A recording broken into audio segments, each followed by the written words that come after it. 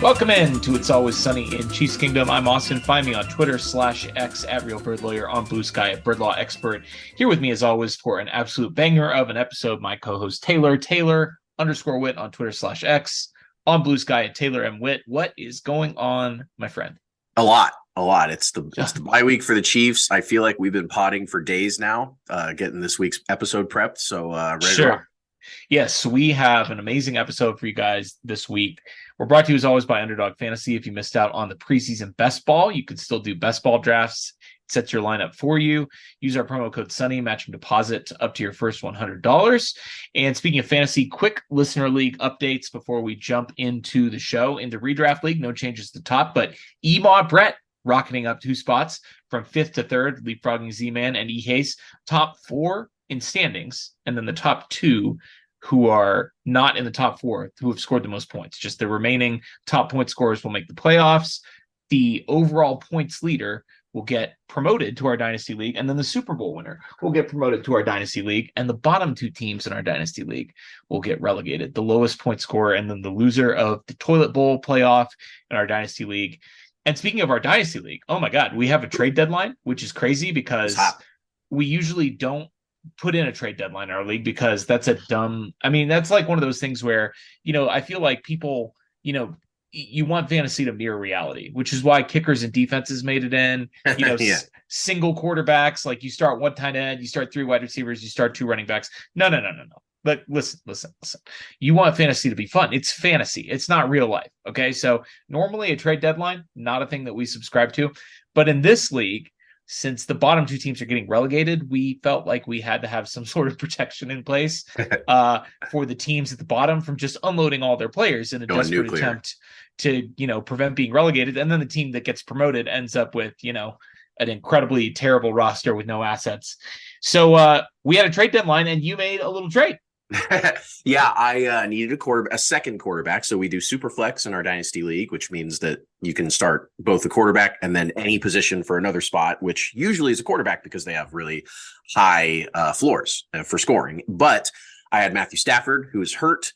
My QB1 is Josh Allen, but I needed to slot in a super flex quarterback. So I went out and got Geno Smith from our guy Caveman Jesus, who was firing from the hip at the trade deadline. Very busy. Make shit happen, stir up the pot, which was great. So I sent him my 1st round pick for his 3rd round pick and got Geno in that trade. So now I've got my second QB slotted in there. Geno hasn't had a great year this year, but only giving up 2 rounds of draft capital wasn't the worst thing in the world. So I'm excited to challenge for a championship. I'm scoring a lot of points and ready to rock in the playoffs. Yeah, and then we had a blockbuster trade. Speaking of Caveman Jesus, who was wheeling and dealing. This was hilarious because I got the notification of your trade, and then 1 second later, or I guess the blockbuster was first, and then I looked in the chat, and this was a banger. Caveman Jesus had 2 of them cooking, so he went and accepted one with Jared and then accepted with me back to back. And the one with Jared was the big guy. Jared got Travis Etienne, who's like RB3 right now in fantasy, having an absolute banger of a year, and Nico Collins, the young wide receiver from Houston, also very, very good year so far fantasy wise, and a 2nd rounder and a 4th rounder. But of course, he gave to Caveman Jesus our guy Tyreek Hill, who we're going to talk about in today's show, and a 1st round pick and a 3rd round pick. So the sides, there was a lot of assets going on back and forth there. It's really hard to understand if I would rather have one of the top young running backs in the NFL and a young up and coming wide receiver, or literally the best wide receiver of all time, maybe, which is Tyreek Hill. He's on pace for 2,000 yards this season. I mean, he's on pace to have the best season of anyone of all time. So yes. It's just a hard math there to do. But of course, we didn't have to do the math. You and I, Jared and Caveman Jesus had to do the math. So good luck to them. Congratulations on the big blockbuster trade. And now that the trade deadline's done, everybody's locked in and ready to go for the playoff run. What's crazy about that trade too is that they are currently in 6th and 8th place. So it wasn't and Etienne and Nico and Tyreek are all good players this year. It's just Tyreek is on a historic pace, and Etienne's like the RB3, and Nico's been kind of a wide receiver 2 type. So it's certainly just really interesting. Nico is interesting trade. So we'll see how that pans out in our Cutthroat League. I started Daniel Jones. He got knocked out after scoring 2 points against the Raiders. I started Mac Jones. who got me 12 points. Okay. I started Michael Thomas, who gave me 0 points in the league, but I live, baby, and I am in great shape now that I got past this week. I can't believe that I survived. Frankly, we did get a little bit of an assist from Slinky Casey, who overlooked the fact that he had another spot to slot a player into and did not do that. And I ended up finishing third to last in points ahead of him and Tojo. I survived despite the grisly, awful situation that I had with injuries and buys. I had ETN on buy. I had Christian McCaffrey on buy. I had Brock Purdy on buy. I had oh my God, what is the Bears quarterback? I've forgotten him. Justin Fields. I had Justin Fields out. Okay, I was going to say Tyson Bagent. I had Deebo Samuel on bye, and now I have all those players back. They're past their bye. I'm sitting second in Fab money. I picked up Patrick Mahomes for $10 this week. $10? Are you kidding me for Patrick Mahomes? Nobody else thought that the bid of $10 would even be worth it. They had probably assumed someone was going to drop all their Fab on him. So everyone was just like, I'm out. I can't spend all my Fab. And you were like, I'll just throw a $10 bet on there and see if it works. Sure. And it did. And it did. So rest of the league is in trouble there, but anything can happen. I don't want to boast about it too much because I will definitely eat shit in that league. We have a great show for you guys today. We are joined by a great friend of the show, Rany Jazayerli. You know him, you love him. He was very generous with his time. So with the bye coming up this week and with the Chiefs Dolphins game in the rearview mirror, we're going to get you that recap. And we're going to catch up on news, what is happening, all that good stuff next week when we'll be joined by Dan Harms, and we'll preview the Eagles game coming out of the bye next week. But for now, we're going to get you through the recap, and we're going to get to the man, the myth, the legend, Rany Jazayerli. Let's get into Chiefs, Dolphins. Chiefs 21, Dolphins 14. Your initial thoughts? My initial thoughts is that this felt like a playoff game. I mean, the vibes were intense and stressful, like before kickoff.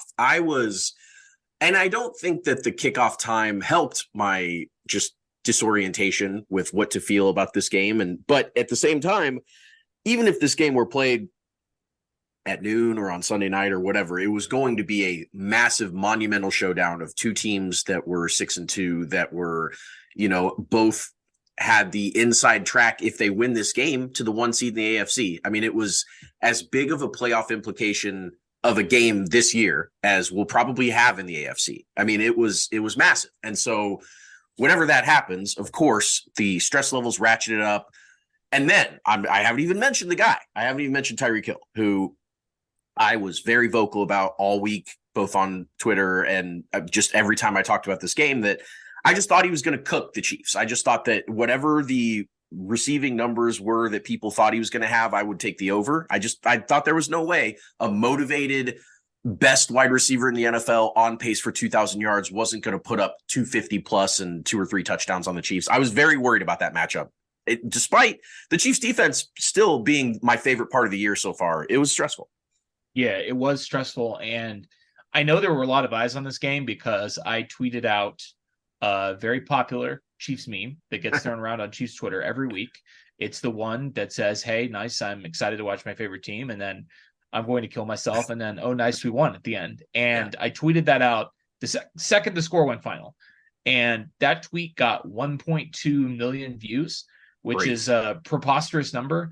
Mostly haters and losers talking about how we're trying to be poverty and, let's switch places, come be a Jets fan. No.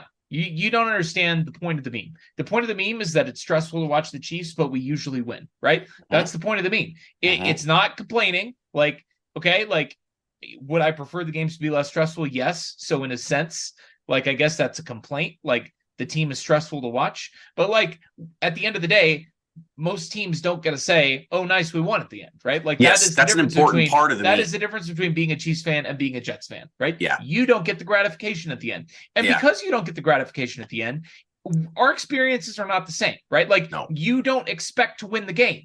Therefore, you can't be stressed out about losing the game. Not in the same way that we can, okay? Nope. Not in the same way that a team with championship aspirations or the defending Super Bowl champions, you can't have the same expectations that we have because your team is not the Kansas City Chiefs with Patrick Mahomes at quarterback. Get out of my mentions. It was hilarious, and I wish that I paid Elon $8 for Twitter this month because Man, he could have sent me 1.2 million. he could have sent me a nice fat check for that. But what do you think your high on views? It's got to be the Elway thread before this, right? I mean, it had to have been the 600K or whatever you have on. Sure, Elway. The Elway thread is definitely way up there. But I mean, this thing blew everything you've ever done out of the water. I got a great engagement bait tweet after we won the Super Bowl the first time that was like, your team won the Super Bowl. I do remember. Got a bunch of views. But listen, I'm not out there engagement baiting. Like I'm not. It wasn't. This was a throwaway tweet. Every other fan it was a throwaway on the internet. It was, and it was crazy. I mean, I'm not going to pay Elon Musk $8 ever in my life. So I'm not out there engagement baiting for clicks. I don't get any benefit. The other thing is we see this tweet or this meme every week, every Chiefs game, every week, every game. Crazy. You were just doing the thing that everyone does, which is throwing it out. Yes, all I said was it never fails. I tweeted the meme. It was an insane. The perspective of the other teams is really funny because they think that what we're saying is we hate being Chiefs fans, and that's not at all what this is. They think. They're like you said, try being a blank fan, and it's like no, the Super Bowl. They don't have the perspective of expecting to win every single game and expecting your team to look better than the other team and expecting your team to play perfectly. And the reason we have that expectation, getting clowned by everyone in the universe when that doesn't happen. When they don't, right? Absolutely. Yeah. You and I talked about the only people that we could connect with this meme on a real level would be Patriots fans from 01 to 19. Like that group of fans that watched that game, those teams, they expected the Patriots to win every single game. They knew that legacy was on the line when they did or didn't win. Like the big picture implications of Chiefs wins and losses mean so much more to us than every other team. All 31 of them. It doesn't matter in the grand scheme what any of these other teams do week in and week out because they're playing this small focused game where it only really matters for their weekly, the Chiefs, every time they win, they're setting some new record. They're setting themselves up for a dynasty. They're doing all these big story things that no one else is doing to win another Super Bowl. That's why we're so stressed because it means so much and they don't understand it because it's never meant as much to them unless you're a Patriots fan. It's never meant that much. It just never has. And it never will, like you said. This was a fun game. I was celebrating my wedding anniversary with my lovely wife down in Denver, and so I watched this game from my bed in the hotel, and I got room service, and I sent her to get a massage so that I could watch the game. And she ended up being absent getting her massage for most of the second half, which is very good because that was the time that was very intense and stressful and that I was yelling and wanting to break things in the hotel room. I didn't because I didn't want that bill. But it was a really fascinating little game. Let's get right into the Chiefs system. The Chiefs win. They follow the Chiefs system. Let's do it. That's what they always do. The Chiefs system, of course, is the system the Chiefs use when they win games: create drama, handle adversity, inspire hope, engage physically, finish strong, and separate entirely. As, of course, inspired by the Dennis system on It's Always Sunny in Philadelphia. Everyone by now, if you haven't watched the show, don't know what to tell you. It's the best show ever. We're getting into it. And, of course, the C in Chiefs system is for create drama. Boy, a lot of drama in this one before kickoff, as I alluded to in my initial thoughts. First NFL game in Germany. It's funny how many... In Frankfurt. They had one in Germany last year. But in Munich. Yeah, in Frankfurt. That's right. I was thinking it was all of Germany. Yeah, good catch. Tyreek was a big drama. He, of course, said the Chiefs are going to get this work. I'm going to get 12 catches for 250 yards. He was doing his Tyreek thing, his WWE sort of personality. He was talking during the game too. He was talking. If you saw that, but I did. Yeah. He definitely likes to create drama himself, and that drama, of course, seeped into our viewing experience. Another part of this drama was coming off of the terrible Denver loss because if the Chiefs have been rolling, I don't know if I would have been as stressed, but the fact that we just watched the Chiefs not be able to do anything on that terrible Denver defense and only put up 9 points on them, and then have the Miami Dolphins that just beat that team 70-20. Mm-hmm. I mean, that's a bad juju matchup there between the last week and this week. the playoff implications, as I said earlier, were massive.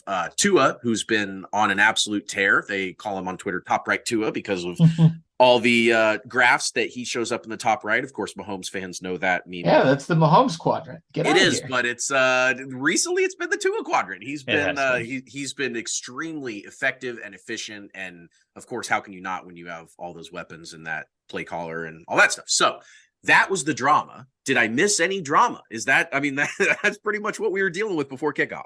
No, I mean, I guess the only thing I would add to that is, obviously there was the whole travel situation.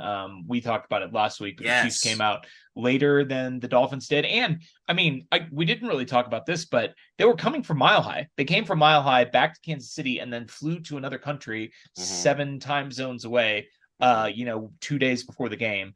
But obviously they were able to handle that adversity. So why don't you tell me how they were able to do that?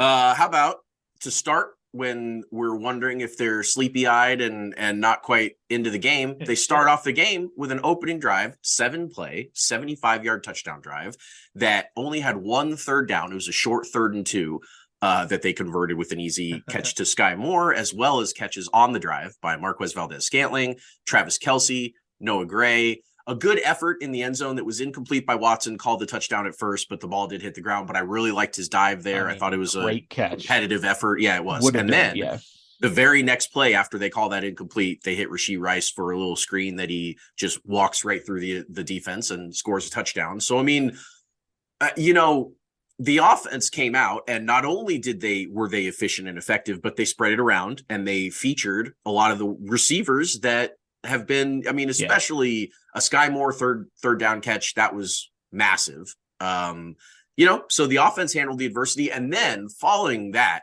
maybe the bigger event, a quick punt forced by the defense, including a Jalen Watson sack on 3rd and 10. So both sides of the ball showed up in the very beginning of the game and said that, yeah, we might have gotten here later. Yeah, we might have gotten our asses kicked by Denver. Yeah, this other team might be 6-2, but we're here to play football.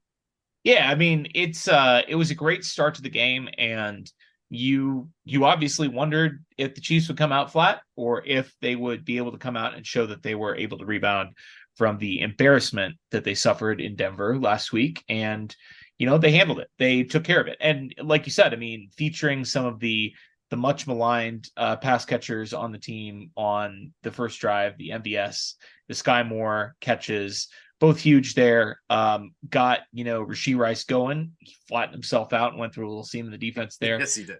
Just like a cat in the wall. And it was adversity handled right out of the gate. It was. And then, after that explosive opening, then both teams kind of maybe took some naps and exchanged 6 straight punts, 3 by each team. They didn't really get much going. In those punts, there were really only, there were no 3 and outs there until the last 2 punts by each team, and then they were 3 and outs. So they were kind of feeling stuff out. But then for inspiring hope, after those punts, the Chiefs took over the ball at their own 5-yard line with 11 minutes to go in the second quarter. McCole fair caught it at the 9, and then there was a hold on the fair catch, which you certainly don't see very often. You probably do with Chiefs returns, but a hold on a fair catch is just, it's dumb. But anyway, So Chiefs take the ball over. They proceed to go on a very 2023 Chiefs drive of 13 plays, 8 minutes and 30 seconds, 95 yards. The very first third down did come from their own 10-yard line. After the first 2 plays, they were facing 3rd and 5.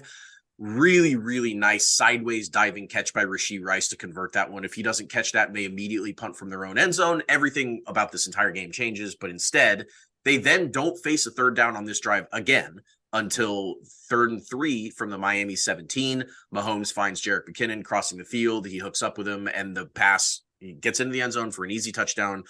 14-0 good guys, hope inspired. Now they're 2 touchdowns up. So now, even if the explosive Miami offense starts playing ball, you feel like that type of cushion, 14 points, I mean, feels great the way this defense plays these days. Yeah. And obviously, once you get 2 drives like that in the first half, 2 long sustained touchdown drives, 75 and 95. Yeah. You kind of felt like the offense might keep scoring, right? Yeah, Like they might be back. You've got a 14-point cushion with a great defense, and you also have two really encouraging sustained drives. They weren't able to get anything like that going in the Denver game. Obviously, they were held without a touchdown against the Broncos. So seeing two long sustained touchdown drives where they're, getting chunk plays, but also converting, moving the chains, really encouraging sign. Absolutely. Yeah. And then we get to engage physically. We do. And engaging physically, this was the most physically and, dare I say, sexually engaging play of the season. I mean, it was as electric of a play as I can remember as a Chiefs fan, which is just such a long and storied, number of plays that are coming to mind. I mean, the Chiefs have had some absolutely bonkers, explosive and crazy plays, but Miami has the ball. 2nd and 7 from the Kansas City 30 with only 33 seconds left to go in the half, and they're down 14-0, but they kicked the ball off to the Chiefs to start the game. So they're looking to cut it to 7 right before the half, get the ball to start the third quarter. The old double dip.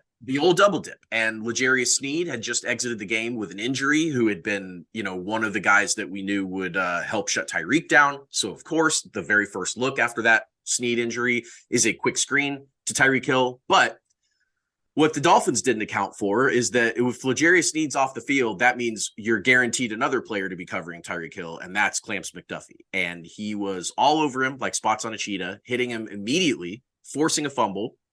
Mike Edwards picks the ball up, Johnny on the spot, starts to run.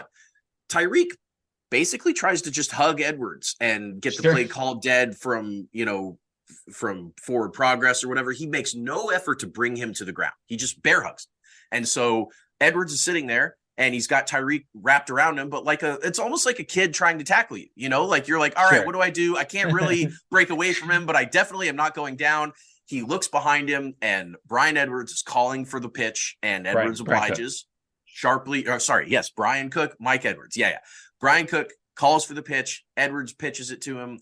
And Brian Cook just goes full relay race, just down the sideline, high knees. There were a couple fast Dolphins that did make a play for it, including Salvin Ahmed, who towards about the 5-yard line had an angle and could have brought him down. But no, Cook just makes the play of the game, just runs into the end zone, 21-0 Chiefs lead, as engaging physically as I've seen a play this year. Unbelievable. Yeah, what's crazy about the last part of that play, and then sort of working backwards, is Brian Cook had the fastest ball speed by a Chiefs ball carrier this season, but the Dolphins offense has 5 guys that have achieved higher speeds than Brian Cook have on the season, and they couldn't catch him. I mean, he looked like a cartoon villain, is how I heard it described up there with the high knees. Looked like Snidely Whiplash running out there. Just absolutely absurd. But I mean, all 3 guys in this play, Mike Edwards threw a great block to free him. As soon as he pitched it, he turns around and lays a guy out and, really clears up the space for Brian Cook to get going and get to top speed. And once he got up to speed, there was nobody that was going to catch him. I mean, you talk about not only, I mean, you mentioned there's been a lot of electric plays the Chiefs achieved. They've even had some pretty electric and memorable laterals. Obviously, Kelsey lateraling into LaShawn McCoy against the Lions several years ago. But I mean, that was cool and it was electric, and you don't see those plays very often. But this was not only was it an electric play, it was so unbelievably impactful in the game. Yes. You mentioned, and the lateral caused the touchdown, which a lot of times your lateral is going to pick up an extra 5, 10, 20 yards or whatever, like the McCoy one did. Up 70 Kelsey yards going the other way. To Gray earlier this year, and it got a couple, 5, 6 extra. But this pitch, if he doesn't pitch it there, that's a 60-yard pitch. I mean, it was as like you said, as impactful of a play as there is. So the Chiefs, after they engage physically, after they take a 21-point lead on the Dolphins going into half, we're feeling as good as we have about the Chiefs in a while since the Super Bowl. Then we get to the F phase of the system, finish strong. There was a pretty scary, pretty sketch sequence that included a long Miami touchdown drive, followed immediately by a Mahomes strip sack. And then, of course, since Miami then took the ball over with a short Miami touchdown, and that comfortable 21-point lead was now 21-14. But in true 2023 Chiefs fashion, Miami got the ball back with 12 minutes left to go in the game, and they went on a 12-play, 8-minute drive. And so you think that's That's a long marching, just a horrible backbreaking drive. But no, they only netted 34 yards on a 12-play, 8-minute drive and had to punt after a Turk Wharton sacked forced 4th down and 27 yards. So they definitely couldn't go for it there. Just talk about finishing strong there on the defense. That's the second to last Miami drive of the game. And they absolutely had to keep them out of the end zone. And despite Miami playing ball control, they couldn't go anywhere. This Chiefs defense is just suffocating. Yeah, I mean, it's crazy, and we'll talk about this with Rany when we get to his segment, but it just was a weird experience to have the defense, to have trust in the defense, and to trust in the defense. And listen, I'm not completely all the way there. This is an amazing Chiefs defense. It certainly is by far the best defense the Chiefs have had in the Mahomes era. But like, I mean, come on, we haven't had a defense like this in probably decades. It's hard to put full faith in them, but every single week they go out and prove that they are worthy of my trust and of my faith, and that I need to stop doubting them, because if the ball is in their court to end the game, they're going to get it done. Yep, they're going to finish strong, and then they're going to separate entirely after Mecole Hardman inexplicably caught a punt that was landing at the 3-yard line, only made the return out to the 10. I know he was trying to house a 97-yard punt or whatever, but like, let that ball fucking go in the end zone. Come on. But that's as much on Tobe as it is on Mecole, because there's no way the coaches are telling him to catch that ball. But I mean, they shouldn't. They probably are. The Chiefs offense then, of course, gets the ball back at their 10 and goes 3 and out, and gives the ball back to Miami with 2:27 to go from their own 25. A touchdown ties it in this scenario. A touchdown and a 2 wins the game, which I'm sure everyone was convinced that if Miami did march the length of the field in the final 2:27, they were going to go for 2 and try and get the Chiefs knocked out right there. But after 2 really long, successful runs by Raheem Mostert of 25 and 19 yards in back-to-back plays, 2 plays later, Miami was on the Chiefs 31 with 1:17 to go.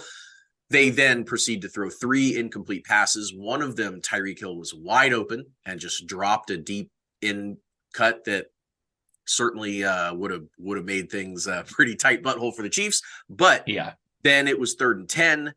There was 4th and 10. After 3 incomplete passes, they had a chance. They could have kept driving on the Chiefs, but Tua didn't look at the snap all the way, fumbled the 4th down snap. Chiefs win the game, making the Chiefs the only team in NFL history to win games in America, Mexico, London, and Germany. We're the world's team, not America's team, the world's team. The Kansas City Chiefs improved to 7-2. They get the head-to-head tiebreaker over the Miami Dolphins. I mean, we'll talk about this with Rany too, but really the team to watch now for the number 1 seed is the Baltimore Ravens, a team that the Chiefs do not play head-to-head, and the tiebreakers will come down to conference record, potentially common games. But yeah, huge win for the Chiefs. Let's get into the awards. For those of you who are unfamiliar, these are also Always Sunny in Philadelphia themes. We've got our 5-star men who through their play yell, "I'm a 5-star man." We have our trash men. I'm the trash man. I come out, I throw trash all over the ring, and then I start eating garbage. Who are eating garbage all over the field. And we have our wild cards. Wild card, bitches! Yeah! Who are capable of anything. I'll start off with the 5-star man, and I'm going to give it to a group of players, the linebackers in this game. We talked about it in our preview, obviously with Nick Bolton out against a team that loves to not only throw the ball deep, but also, just get side to side. We talked about their speed, 4 or 5 of the fastest ball carriers in the NFL this season on that offense. They're missing Devin Achane, but still, you've got a lot of guys out there, a lot of speed out there. So how the linebackers played in this game was going to be crucial, and they were massive. Combined for 19 tackles in this game. I think the best tackle of the game goes to Drew Tranquill on 3rd and 15, which sounds like not a big deal, but like the middle of the field was completely empty. Wide open. And he might have saved a touchdown. He absolutely saved at least a 1st down and possibly a touchdown there by just reading that play perfectly and making an incredible tackle on Salvin Ahmad in space. And they forced punt on that drive. So no Nick Bolton, but everybody on the Chiefs defense was playing like Nick Bolton, but with speed, like with the juice. that Nick Bolton himself does not have. Like the linebackers in this game were so decisive and so fast downhill in this game, just getting downhill and blowing plays up. Like, I don't think I'd have to go back and watch this again, but like, I can't remember hardly a single read that they made that was wrong. I mean, they were just triggering on everything instantly. They were getting downfield, they were penetrating, and they were making tackles. They missed 2 tackles. They made 19 tackles. They missed 2 tackles. That's crazy. All game against the Miami Dolphins. Yeah. I mean, a team with Tyreek Hill and, Raheem Mostert, like Jalen Waddle. I mean, just guys that can make you miss in space, and they just didn't miss a tackle hardly the entire game. Crazy. No, they were unbelievable. Great to shout out the linebackers, because when you think about the 3 units on the defense, linebackers tend to be the least important, at least the least heralded. You've got the D-line, which gets the big plays, the big strip sacks, and the big, kind of momentum swinging plays. And then you have the secondary, which can get your picks and coverage on the passing game. Like, there's just so much that happens in the other 2 units. And the linebackers are just kind of there to keep everything held together, clean everything up, kind of do the yeoman's work, do the dirty work. Right. And those guys were absolutely vital. All 3 of them, Gay, Chanel, Tranquil, they just held this defense together. And unbelievable performance by them against a team that's probably the hardest linebacker matchup in the NFL. Yeah, I mean, just the Shanahan offense in general. Yes. Like, the whole point of Shanahan's offense to destroy linebackers. Is to destroy linebackers and make them do the wrong thing. And all the misdirection, all the motion that they do is to fuck with the linebackers. Yep. And they couldn't. The Chiefs linebackers were unfuckable. They just they were. They could not be fucked with in this game. I will then, of course, shift my 5-star men, because you did the linebackers.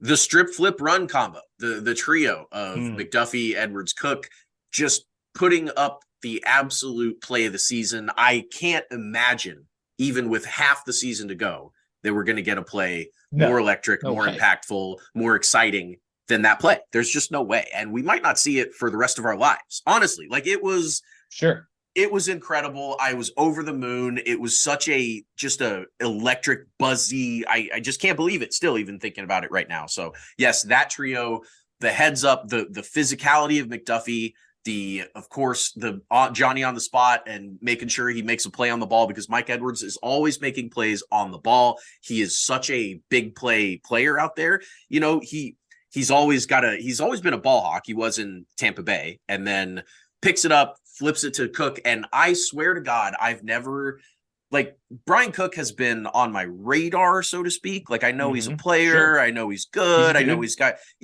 kind of a thumper. At least he was coming out of college in Cincinnati. Right. It was kind of his reputation. But like, when I watched him run down the sideline, I was like, oh my God, like, this guy's elite. Like, he's really good. He's extremely good. So that was just a lot of fun. That trio was as deserving of a 5-star man team combo as any we've ever had. Let's turn to our trash men's, and we are introducing special honorary categories for these trash man awards. The honorary Clyde Edwards-Helaire and Sky Moore trash man awards. Hopefully at least one of those guys can dig his way out, and we'll rename that award to somebody else. Looking at you, McCole Hardman, maybe the honorary McCole Hardman trash man award. Sure. It's not going to go to McCole Hardman or Sky Moore this week, but I am going to give the honorary Clyde Edwards-Helaire trash man to LaMichael Pirine. And I don't want to pick on the guy. I'm not gonna pile on. This is really an indictment of the coaching staff. Yeah, they call him a man up, and they give him 1 carry on 2nd and 10, and he gets stuffed for 2 yards. I mean, like, 1 yard. It was a dive into the already clustered offensive line. You're gonna call my guy up. Yeah. I own LaMichael Pirine in Dynasty. I'm holding him. All right. He is like, I'm waiting for him to break out, and they give him 1 carry for 1 yard. Come on. It's ridiculous. It is ridiculous. My honorary Sky Moore trash man is going to the cheetah. He's going to Tyreek Hill. He talked all that mess all week, all season, every day since he's been traded from the Chiefs. I mean, the Chiefs have been on his mind, rent-free, talking about, his had to be said podcast, needed to be said podcast has been as much Chiefs coverage as it's been Dolphins coverage. And he comes out into this game with 10 targets, which isn't really a ton for him. And he catches 8 of them for only 62 yards. He only has 1 rush for 3 yards. And of course, he makes the boneheaded Miami screw up of the game with the fumble that turns into a Chiefs defensive touchdown. I mean, he said after the game, you guys had a great plan for me in the handshake, with Justin Reed and all those guys. And I mean, I know that he says it's all love, and I know that the guys stayed positive with him. Travis exchanged jerseys with him. Everyone talked, he hugs Andy Reid before the game. I know this is not like a nasty relationship, but at the same time, both sides of this equation wanted to beat the fuck out of the other one. I mean, Tyreek called it like you're playing backyard ball with your brothers. Where you love them, they're your brothers, but like when we get out there, I'm gonna dust you. Like I'm gonna mess you up, and that's fine if that's the way that they want to treat each other when they see each other. That's all kind of positive vibes and whatever. But like this game goes to the Chiefs. This game, Tyreek Hill blew it. He had a chance to make them, regret trading him and regret not having him on the team. And instead, not only did he not have a good game on offense, not only did he have the game losing screw up turnover, but 7-point margin. But it was caused by McDuffie and scored by Brian Cook, the two players that the Chiefs got in the Tyreek Hill trade with the draft picks. I mean, it couldn't have been more poetic justice for the Chiefs. Just an unbelievable screw up by Tyreek Hill. He is, of course, the Sky Moore Trash Man of the Week. I love it. Let's get to the wild cards, the guys who are capable of anything. I'm taking the entire wide receiver room. I'm breaking with tradition a little bit here. We normally like to pick a single player, but this was an incredibly wild card performance for the Chiefs. We had Sky Moore. You think he converts a big third down on the first drive of the game? Is this a sign of things to come, or is it just, the one Sky Moore play of the game? He finishes with 2 catches for 33 yards, including a 23-yarder in there. So, he had a nice little gain, obviously the big pickup to convert the only third down on that opening drive. Noah Gray, 3 catches on 3 targets for 34 yards. Marquez Valdez-Scantling, 2 catches on 3 targets for 22 yards. One of those was a 21-yarder. One of them was a 1-yard gain. Kadarius Toney in this game was targeted 1 time, and it was a really twitchy, explosive play. He just took a slant and he made 4 guys miss, and he ended up not only picking the first down, but getting 8 yards past the sticks for an 18-yard gain. He was strong at the end of it. He was twitchy at first, and then once guys got around him, he dragged a bunch of guys for another 5 yards. But he only got 1 target. What's going on here? Rashee Rice had that nice little screen where he just catches the ball and immediately goes forward and just runs through the defense for the touchdown. 2 catches, and he had that big third down catch, obviously on the go-ahead touchdown. That was his last target of the game. He wasn't targeted a single time in the second half. What are we doing here? It doesn't even make any sense. Justin Watson, 5 catches, 5 targets, 2 receptions, and 15 yards. And obviously, almost came down with a great catch for a touchdown in the end zone, but didn't. So he leads the Chiefs in targets in this game with 5 targets. McCole Hardman had 3 catches on 3 targets for 10 yards. This was the weirdest performance by the wide receivers of the season as a group, probably, except for maybe week 1. Although that was just bad. It wasn't really weird. This is the weirdest performance by the wide receiver room as a whole. I was have any of these guys turned a corner? None of them, you would think at some point the Chiefs would want to sort of tighten up the receiver rotation and, have 1 or 2 guys aside from Travis Kelce that Mahomes feels really comfortable with. This was the opposite of that. We're going in the wrong direction. We diversified so much in this game. I don't feel like I learned anything about any of these players. A true wild card performance. Well, if you think about too that there are 185 yards of offense or of passing offense in this game, and 71 of it came on the opening scripted drive. So 114 for the rest of the game. That's crazy. I mean, that's how you get your leading receiver on the game to have 34 yards. That is a crazy low amount, especially for a Patrick Mahomes, Andy Reid offense. That's insane. But of course, there's another factor here. You mentioned the wide receivers, and my wild card is going to be the wide receiver 1 in the game, or on the team, which isn't a wide receiver at all. It's Travis Kelce. It's Mr. Taylor Swift. Sure.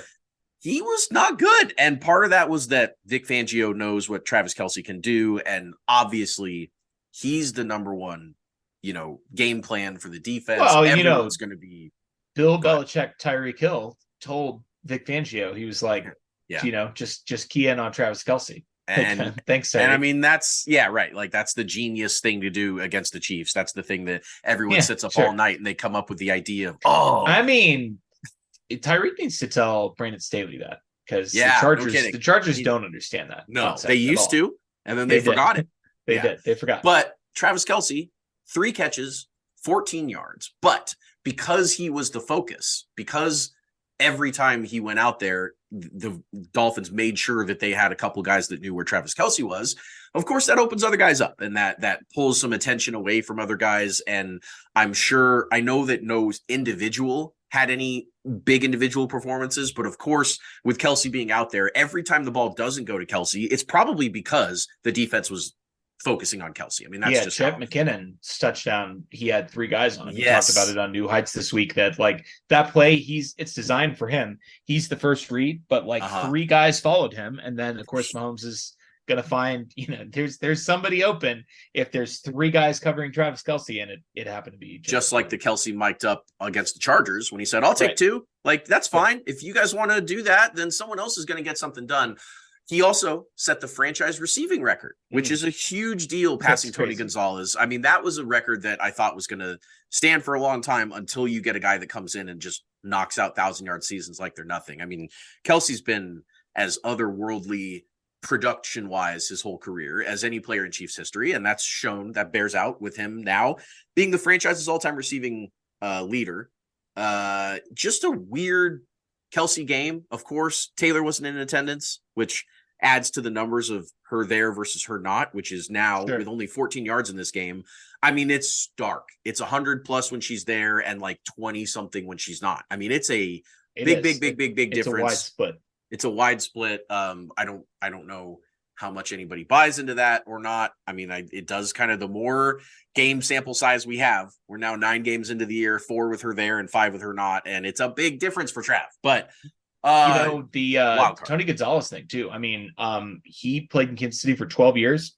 Travis has been here for 11, but he did not play at all his rookie year. And Tony Gonzalez missed 1 game his entire career as a Chief, which is crazy. He didn't start at all his rookie year, but he had 54 targets, and Kelce obviously had 0. So Travis has essentially set the franchise receiving record in 2 fewer years than Tony Gonzalez, and the all-time greatest tight end before Travis. Tony was the only target in the passing game.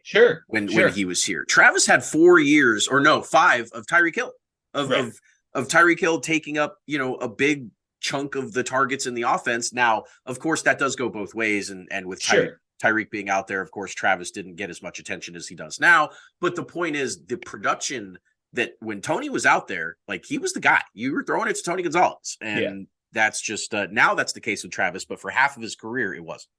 Yeah. Incredible record for him. Love that he was able to do that. But, it was a little bit ignominious, catching it and passing it like by 1 yard on his last catch of the game. I think on the drive, the Chiefs went 3 and out. So it just was, Well, that was the Chiefs over the Dolphins. Let's get into our conversation with Rany Jazayerli. Joining us now is Rany Jazayerli, sports writer for The Ringer, chronicler of the legacy of Patrick LaVon Mahomes II, knower of ball, and friend of the show. Rany, thank you for taking time out of this riveting Bears-Panthers Thursday night game to join us. How the heck are you tonight? I'm doing well, guys. I know it's a sacrifice, but for you guys, I'm willing to forego watching the Tyson Bagent Bryce Young matchup here.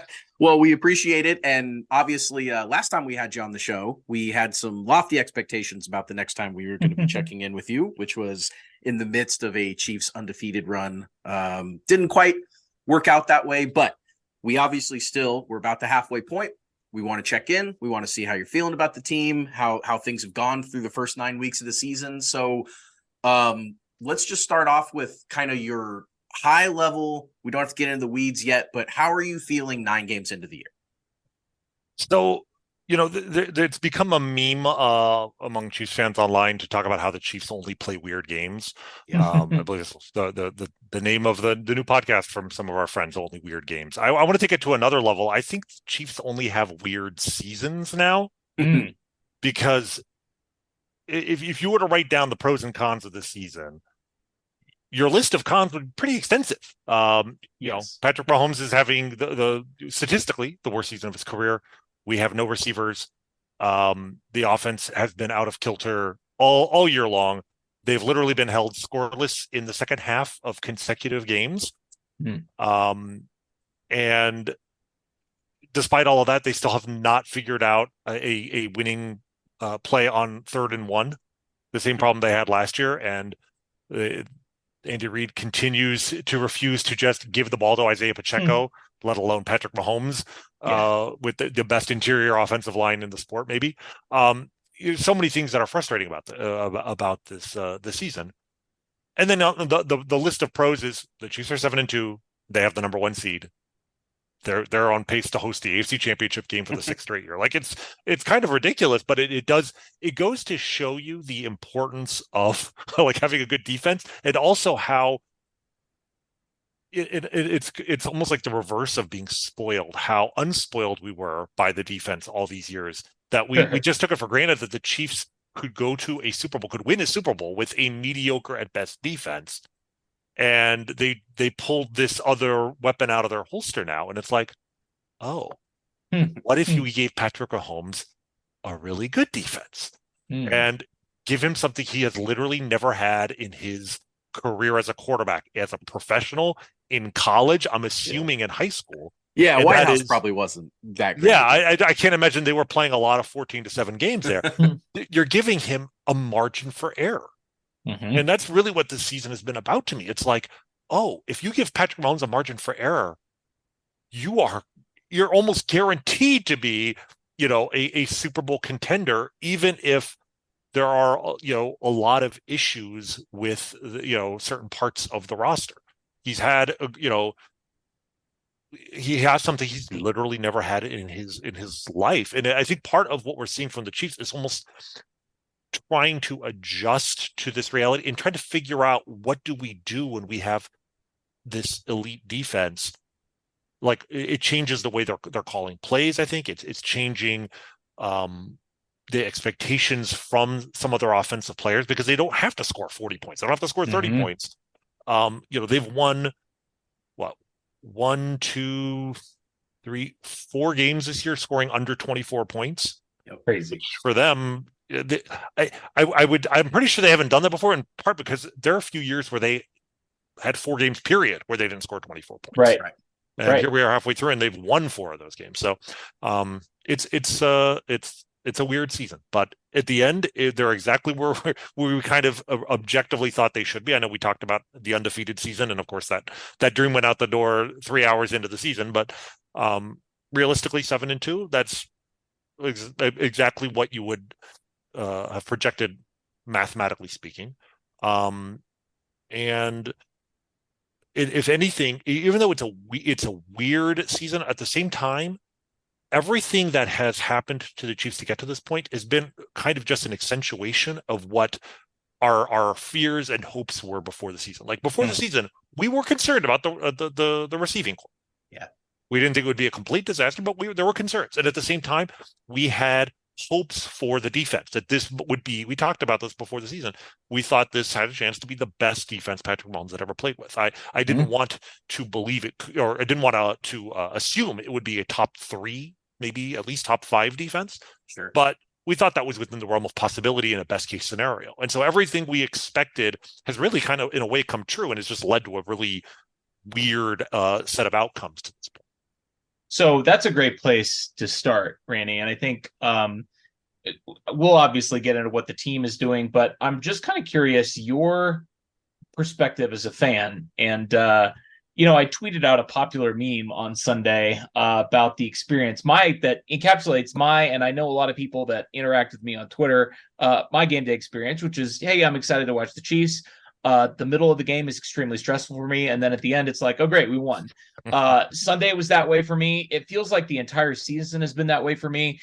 I'm just curious, like, what is your experience of watching this team been like relative to other teams in the Patrick Mahomes era? Is it better? Is it worse? Is it weird? I mean, it's definitely different. Yeah, because, we've talked about for years how, among other incredible strengths that Patrick Mahomes has, he is, the sport's undisputed comeback king, right? He has the absurd winning record when the Chiefs are, losing at any point in a game by 10 points or more.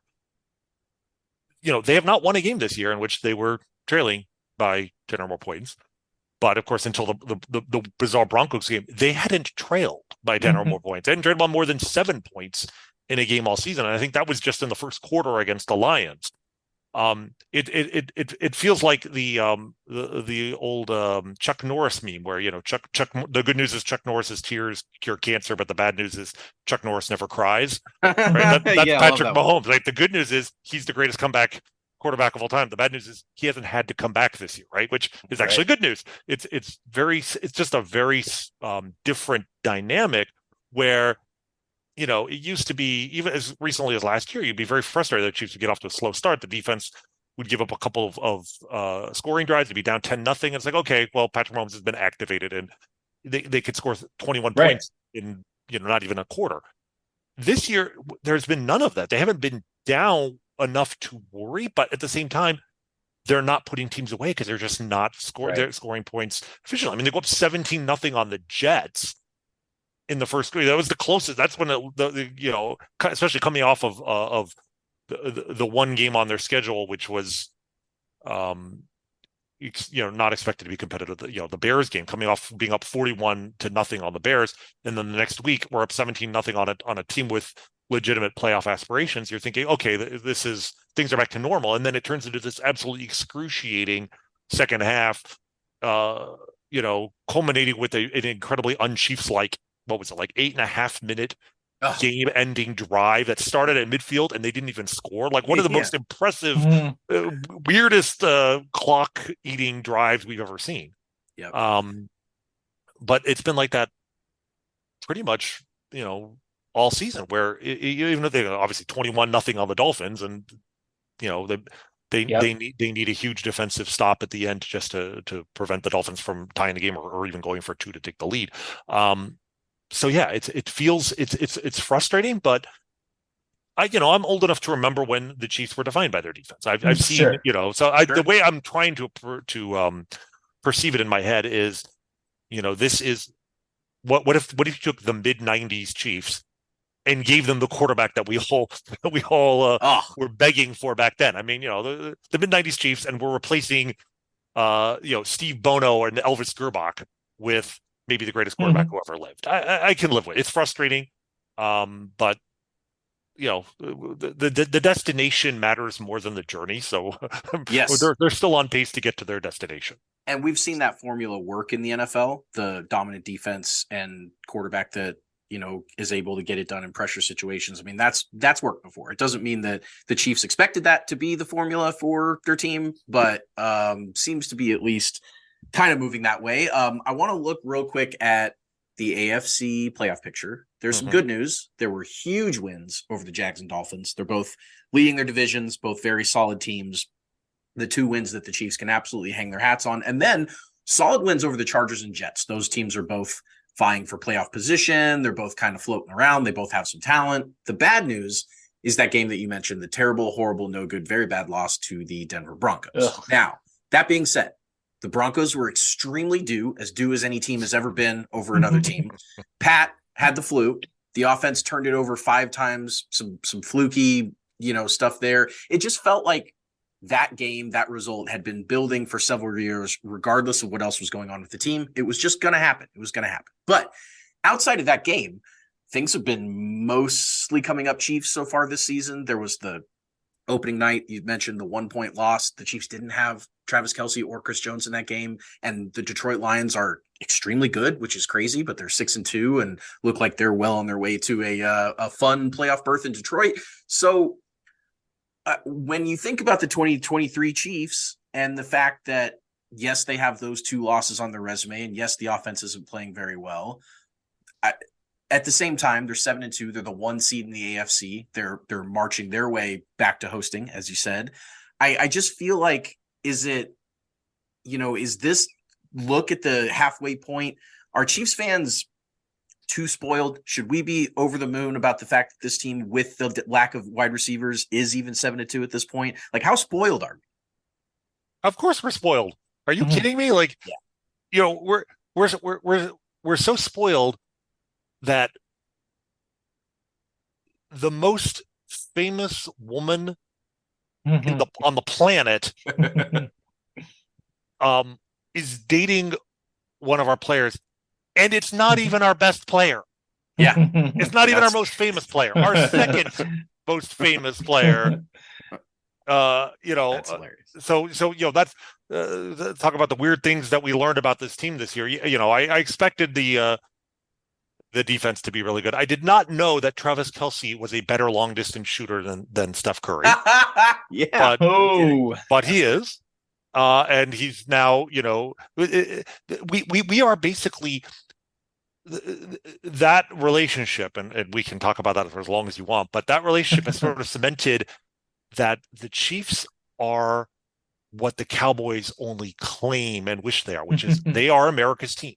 Yep. Right. I mean, I remember, the peak 90s, 91 to 94 Cowboys winning 3 Super Bowls, being America's team. Troy Aikman wasn't dating Madonna. Nope. and frankly, even if it was Madonna, like even Madonna wasn't Taylor Swift. Right. And certainly Michael Irvin and Emmitt Smith weren't dating Madonna or whoever, I don't know, Whitney Houston or whoever else would be at that level. The Chiefs are we're used to the Chiefs dominating the NFL discussion, the sports discussion. They're now like invading TMZ and Good Morning America. Like they are at a level now, where they are. I have 4 daughters, and they have varying levels of sports interest, but they are. I think it's safe to say all 4 of them are far more aware of what is going on with the Chiefs during the regular season this year than in the previous 5 seasons. So are we spoiled? I mean, the Chiefs got Taylor Swift to come to Arrowhead for a Bears game. Yeah. All right. She, good on Travis for picking, the homecoming game against the Division I AA opponent, but like the Chicago Bears came to Kansas City. And Taylor Swift took a private jet to watch that game. Right. When they were in New York, it was like Taylor and like half of Hollywood in the suite with her. Yeah. Big deal. Big deal. She's got her, her special handshake with Brittany now. Like it's just, I don't know how this is going to end. Like, historically, this relationship may not end well, but for the time being, I'm enjoying the fact that we are no longer just trolling other fans of other NFL teams with our play on the field, but we are absolutely driving them nuts with the attention paid to this team off the field. I think it's just this is not something that's going to last 10 years or whatever the remainder of Patrick Mahomes' career. This might just be this season, but I'm really enjoying this added wrinkle and just the fact that it's just driving fans of other teams bonkers. They can't stand it. They absolutely, every single time she's mentioned on a broadcast or a pregame, someone makes a Taylor Swift lyric crack or something, people just lose their minds. And it's hilarious to us. Obviously, everything is fun and positive and awesome. The Chiefs are the center of the universe. That's the way we wanted it to be in the first place. It's just been so funny. I'm curious, how is your daughter's levels of Swiftiness before this? And has this been any type of bonding moment for you guys? Like, have you sat down and watched the Chiefs games that she's been there, or any types of like how much do they bring it up with you? Well, I mean, let's start by talking about the rumors before it was confirmed. Yeah. That she and Travis were, I guess I'll just use the word dating. Hanging out, I think is what the rumor was. Maybe, yeah. But at the beginning, there was at least the week, at least for a week leading up to the Bears game, it seemed like a big point of discussion on Chiefs Twitter among rabid football fans that this was something that there was something real to this. It was not confirmed, but there was too much smoke in the air for there not to be a little bit of fire. what was really surprising to me is even going into Sunday's game against the Bears, how what I found out that day was apparently the rest of the world was extremely skeptical that this was a thing at all. Yeah. My daughters who are as much Swiftie as any typical American teenage girls would be, and quite aware of what's going on, did not think this was real, did not were not particularly were not particularly interested in the story because they thought it was they were only really dimly aware of it. I really should say that. I mean, they had heard something, but it was not a big story. It just wasn't. And I mean, so I think I was at my brother's watching the game, and they show they show her in the box maybe 15 minutes before game time. Was she hanging out with Donna? I think it was the game she was hanging out with Donna. Yep. The first game. Yeah. She had what was it? Ketchup and seemingly mayonnaise, I think was on Yeah, her. seemingly ranch. Yeah. Seemingly ranch.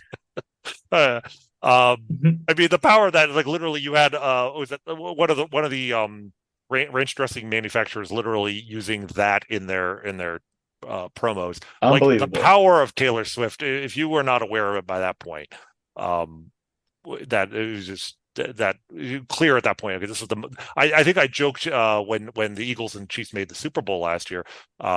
I tweeted out a picture of Donna Kelsey with in her mixed jersey, her half Eagles, half Chiefs jersey, with just the caption, "The most powerful woman in America," and which the Heights podcast very very graciously retweeted. Nice. Nice. Which was Love nice. that. But I have to amend that because Taylor Swift is the most powerful woman in America, but she was standing next to the second most powerful woman in America. Yep. And I mean, yes, my phone immediately blew up with texts from my daughters. Love it. And it was just an absolute moment where immediately, suddenly, my stature as a Chiefs fan that elevated me in their eyes probably a little bit, and their interest in the Chiefs went up a notch, and their interest in the intrigue and the drama of what's going on with Travis Kelce. Because I mean, Travis Kelce is not an unknown figure. I mean, right. He had his reality show years ago that I think they had at least watched one episode of and laughed at. Good. And then they'd seen some of the SNL clips, and I mean, Travis Kelce's going to be a movie star whenever he gives up he's a natural. Taylor. She entered this relationship with the same wisdom and shrewdness that she's done most of her career. She did not pick a loser.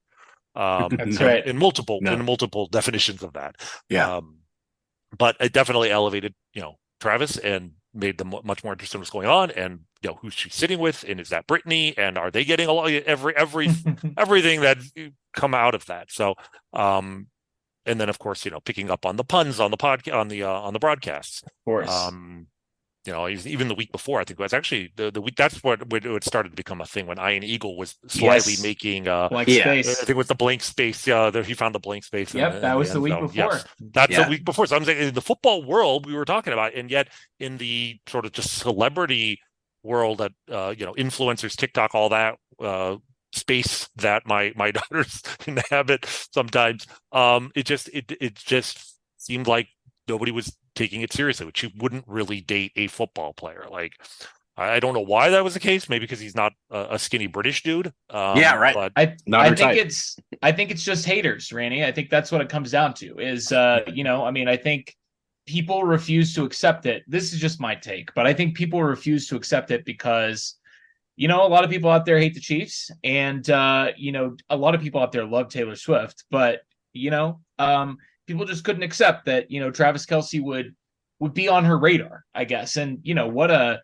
year for him, right? To win his second Super Bowl. I was going to say, he's had a good 12 months. He's had as good as it gets. A great 12 months, and then hosting SNL, obviously being in every commercial, it seems like. And then, on top of that, dating the most famous woman in the world who just became a billionaire. Pretty good year for Travis. His best friend's Patrick Mahomes, guys. Like, what better life is that? Right. He is the world's greatest wingman. Yep, It's that's funny right. because for years I've said, the competitive advantage that the Chiefs will always have is this idea that they have the greatest quarterback in the world who is never going to make market value Right. and Yep. doesn't want to make market value Right. because, for him, market value would impede winning, and winning not only is what is his first priority, but he can the off-field financial benefits for him winning exceed what Salary. the salary, additional money he could make. I mean, that was the Tom Brady secret in New England, and it was certainly when you get to that level of being the absolute best in your sport, the marketing opportunities there dwarf the salary you can make. It never occurred to me though that might actually be even more so the case for Travis Kelce. Mhm. I mean, Travis Kelce's making what, $15 million a year? Yeah, he's I- woefully underpaid. Yeah, I mean, Yeah. there was a tight end that tells you how important how good the tight end is. I can't even remember the name of him, who got a higher annual salary than Travis Kelce in a contract this offseason. Yeah, I think TJ Hawkinson, right? Yeah, I believe. was it Hawkinson? Well, maybe it was. Darren Waller didn't get that high, but I mean, he wasn't far off. Yeah. Rany, I don't want to put the cart before the horse here, but Travis is you mentioned Brady. I mean, Brady's secret was marrying a very wealthy woman. And I don't want to project it out. I don't want to put that pressure on Travis, but I don't want to jinx it. Let those right. two lovebirds That's right. have their moment. But yes, but think about he's salary is less than his market value, but everything that has happened to his career in the last 8 months is predicated on him winning the Super Bowl. Yep. Yes. The second Super Bowl. If he doesn't win the Super Bowl, he's not hosting SNL. Nope. Right. If he's not hosting SNL, I mean, people might still be saying, yeah, this guy has a future in as a performer when he retires, but it would be a much softer drumbeat. Like at this point, I mean, I think he's signed with an agency. Like they're just waiting for him to give the word that he's retired. Like there's I have a legitimate fear that he might prematurely retire. Yeah. A lot going on in his life, a lot of distractions, a lot of things pulling him away from football, maybe. And that's, if the Chiefs can accommodate, you don't want to make special rules for too many guys. I'm sure they already have special rules for Patrick, but special rules for Travis that, you want to go to Buenos Aires on your bye week, come back maybe a little late. They can accommodate that. I think as long as the Chiefs are a prime Super Bowl contender every year, I don't think that's really a risk. But if they were to hit a down cycle for whatever reason in 2 years or whatever, he might retire prematurely. I'm just like, you know what, I'm going to Hollywood and making movies. But in the meantime, so all of them, then of course dating Taylor Swift. Does any of that happen if he's not the SNL hosting 2-time Super Bowl winning superstar? I don't think so. So I think no. His, the benefits for him of playing for a team that wins, even if he's not making bank, is huge, and that is transferred as a competitive advantage to the Chiefs because he's taking up less money on the salary cap than he otherwise might have been. Well, Rany, let's chat about how the season has gone so far on the field. Obviously, we're all captivated by the off the field situation, and we talked about it a little bit in the preview. I mean, the Chiefs were everywhere in the offseason. It's got to be incredibly frustrating for the Chiefs haters. But let's talk about one of the Chiefs boosters here for a second. In the national media, Nick Wright came out last week and said that this is the best Chiefs team ever, and I think that caught a lot of people by surprise because this is certainly a very weird Chiefs team. One of only, I think it was 6 or 7 teams ever to be top 5 in all 3 categories in DVOA through 7 weeks of the season. I didn't check to see where they were this week. They had it for a couple of weeks, then they had the stinker against the Broncos, but we beat Miami, so I think we're probably still there. Do you agree with that? I mean, is it too early to put a grade on it? And we'll get into the position groups after this, but I mean, where does this team rank through half a season? So I'm not sure I'll go. It's too early for me to say best Chiefs team ever. It's probably the most balanced Chiefs team ever. I think in the sense that, I mean, they have, like you said, top 5 defense.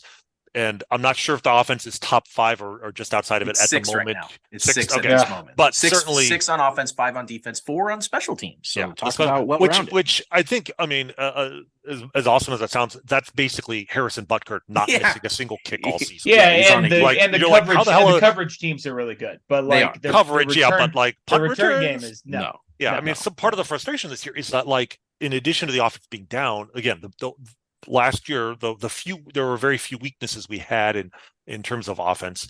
But if you count the return game as part of offense, there were 2 things: the third and short game, and the punt returns were a complete disaster until we get to the playoffs, and then Sky Moore has the return of his life against the Bengals, and Kadarius Toney in the Super Bowl. So I mean, that part of I think the reason why Nick is so optimistic and why I'm so kind of blasé about this stuff is we've seen the Chiefs figure this stuff out right at the end when they needed to before. But at least right now they're still in that mode where they're still sloppy in a lot of these things. They're so desperate for wide receivers. They trade for Mecole Hardman, and then Mecole Hardman comes in and immediately does what Mecole Hardman does, which is field a punt inside the 10 and fumble it. Like, just for old time's sake, like, what is this? Drives me nuts. It's weird to me. Like, Montreal Washington was like competent. Really good at that. Yeah. Every time it was just like, it was the first time since 2021. I wasn't terrified every time a punt went up.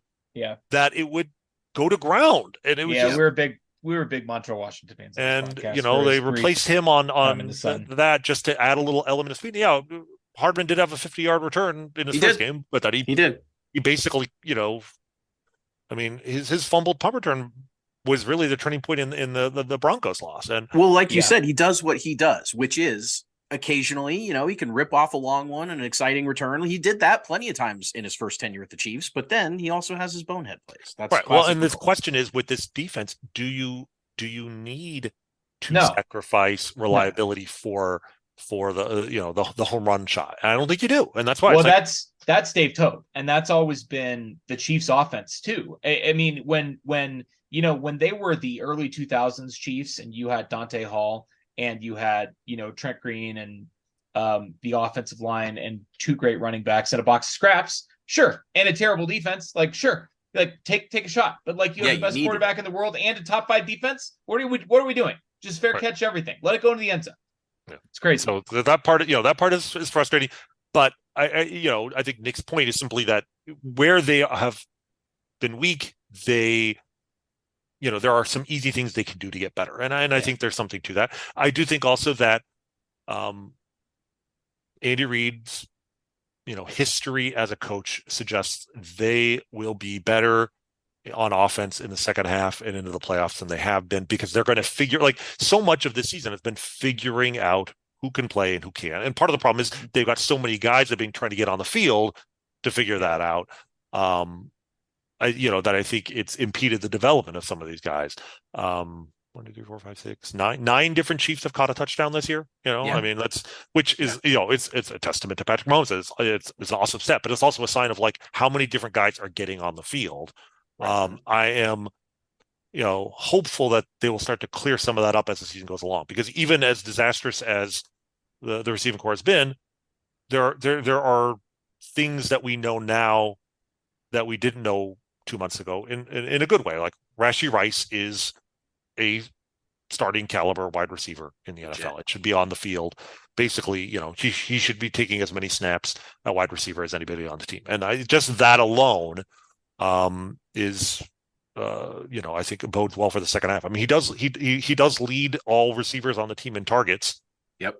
Even now. And so I think, getting him back on the field more is going to help. I think they've done a good job of developing Isaiah Pacheco as a receiver. Last year he was only targeted, I think, like 14 times the whole season. He caught 13 of the passes, so he was reliable. And this year he's 24 of 28 on targets. And he's explosive too. He's a playmaker. He's a guy that you want with the ball in his hands, because that if he breaks a tackle or something, he can actually, unlike Clyde Edwards-Helaire and some of the other, players on the team, he can actually rip off big plays. Yeah, it's like really frustrating. Exactly. Really frustrating how they use him. Let's turn real quick to the position groups because I'm curious, just kind of a letter grade for each one of them. You don't have to go into the weeds with all of them, but just I want to see how you're feeling about the various parts of the team.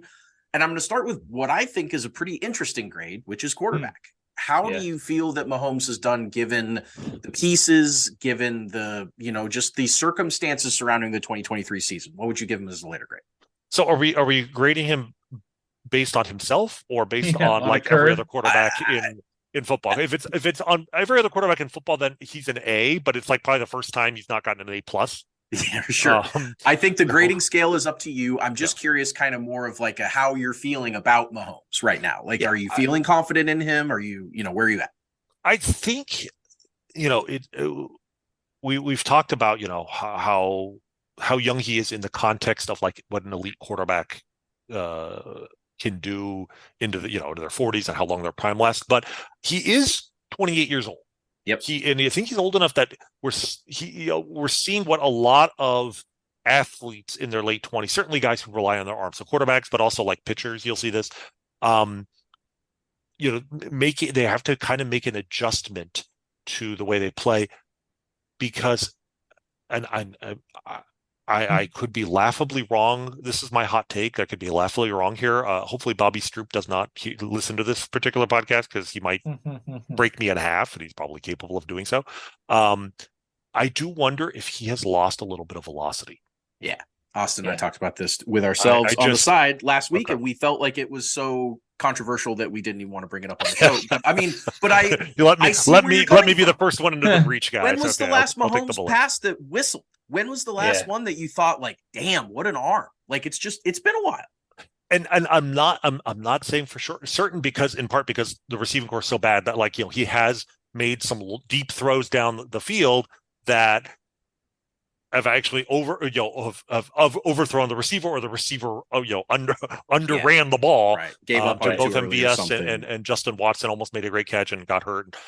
So some of that may it may just be it looks a lot better when you have Tyreek Hill. On the other side, the fastest man in the sport, catching from the best thrower in the sport. But and there have been some throws he's made where it's like, what the hell was that? And then it turns out he was like hit while he was thrown. There was no game against the Broncos. He had the flu, obviously. So I don't know, but I do think we used to talk about this guy's got the best arm, the best deep arm of any quarterback in football. And then it was like, well, maybe it's Josh Allen, but like he's number two. They're 1 and 2. I don't necessarily think that he is, and it's okay. That's what I'm saying. Yep. Pitchers will sometimes get better into their late 20s, early 30s, even though they're no longer throwing 100 because they've the experience. They do everything else better than they did when they were younger. Yep. I think, I really think it's actually. I always thought, even at when he was throwing really, really hard, that it was an incredibly overrated part of his game. Right. That was the thing, because when he was drafted, that gunslinger, Brett Favre, but we don't know anything else. And to me, it was clear very quickly on him, like the arm is just it's gravy, but it's really I would much rather surrender the arm than the brain. Yes. Right. His brain's his number one. And that's what I think it really took the sport a couple of years to really appreciate that. You guys, for all you guys are raving about his arm, is that it's not the most important thing by far. Right. It's what makes him the best quarterback in the sport, one of the best who ever lived, is his ability to see the field and basically just, the supercomputer in his head that just calculates exactly where people. It's the old Wayne Gretzky line of sliding the puck to where the player is going to be and not where he is now, or anticipating where the puck is going to be. It's like he's anticipating where his wide receiver is going to be, or Travis Kelce is going to be, even before Travis Kelce knows where he's going to be. Sure, all of that, right? That. So I think it's just, it doesn't bother me that much. It's more of an observation. But the other part of this, and the reason why his numbers, statistically, this is his worst season. In highest interception rate, lowest adjusted net yards per attempt. Mind you, they're still elite by the sports standards, and he does have one of the best sack rates of his career, which I think again is kind of a testament to his sort of veteran kind of just kind of experience that is sack rate. And you see there's a lot of quarterbacks in this regard. I really, I think a comparison to Dan Marino is very instructive. I mean, Dan Marino, was one of the most immobile quarterbacks, and yet was one of the most difficult quarterbacks to sack, like ever. Yeah. Ever. He went like 2 years without taking a sack or something crazy like that. No, like I don't know about that, but like 19 games or something. It's definitely the record. It's the record for most consecutive years. Well, in 1988, I know when he was 27, so about the same age, he was sacked 6 times the whole year in 606 attempts. Unbelievable. Which is crazy. I mean, let's put it this way. He led the league in lowest sack rate 10 times, including his final year as a 38-year-old quarterback. Crazy. He threw Brady was always pretty tough to sack. He threw 759 passes without taking a sack, which comes out to like in that era, like a year and a half almost. Yes, that probably in 88, 89, I guess. Yes, which is that's just absolutely insane. It's preposterous. And I think for people listening to this who are want to take some analytic nuggets away, I think one of the things it's very important to understand is sack rate. If you watch TV broadcasts or whatever, they'll talk about the importance of the offensive line or whatever in determining how often a quarterback gets sacked. But analytics show sack rate is very, very dependent on the quarterback. Yep. It is very unusual to see a truly elite quarterback get sacked, even without a bad offensive line, because they can adjust by getting rid of the ball sooner. It's that ability to sense pressure. I've watched more Zach Wilson this year than I really any man should be forced to. And man, you can see the difference. It's very much on the quarterback. So, Patrick is continuing to get rid of the ball, make really smart decisions, very rarely get sacked.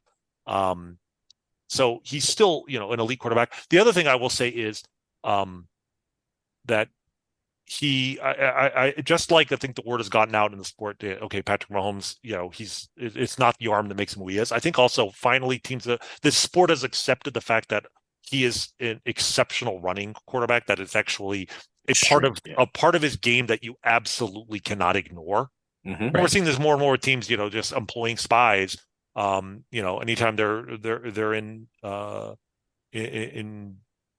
man coverage, because they know that if you take your eyes off of him, he's gonna rip you apart. You guys probably know that's a hobby horse of mine that like the sport counts kneel downs as rushes, and it completely I love your crusade against this. Completely messes with his stats. But let me ask you this right off the top of your head. I don't want you to think about it. Okay. This year, if you take out his kneel downs, what is Patrick Mahomes averaging yards per rushing attempt? It's got to be like 8, 9. I mean, right? I'd say probably because when he's taken off to run, he's getting the first down percentage has got to be like 85 or 90%. I'd say 9.4 unbelievable yards per attempt. It's crazy. It's crazy. All right. I mean, it is absolutely bonkers. And it's the highest of his career. Yes, he has 42 rushing attempts. 13 of those are kneel downs. Right? 31% of his rushing quote unquote attempts are kneel downs. His career average is 23%. But it's like more this year. So he's got 20. If you take those out, 29 rushes for 273 yards. I mean, crazy. Jamal Charles, eat your heart out on that yards per carry. I mean, Lamar Jackson, eat your heart out. Michael Vick, eat your heart out. If he gets to, he's on pace to end up with about 58 rushes this year. Like in NFL history, the problem is we don't have obviously kneel down information for every quarterback who ever lived. Right.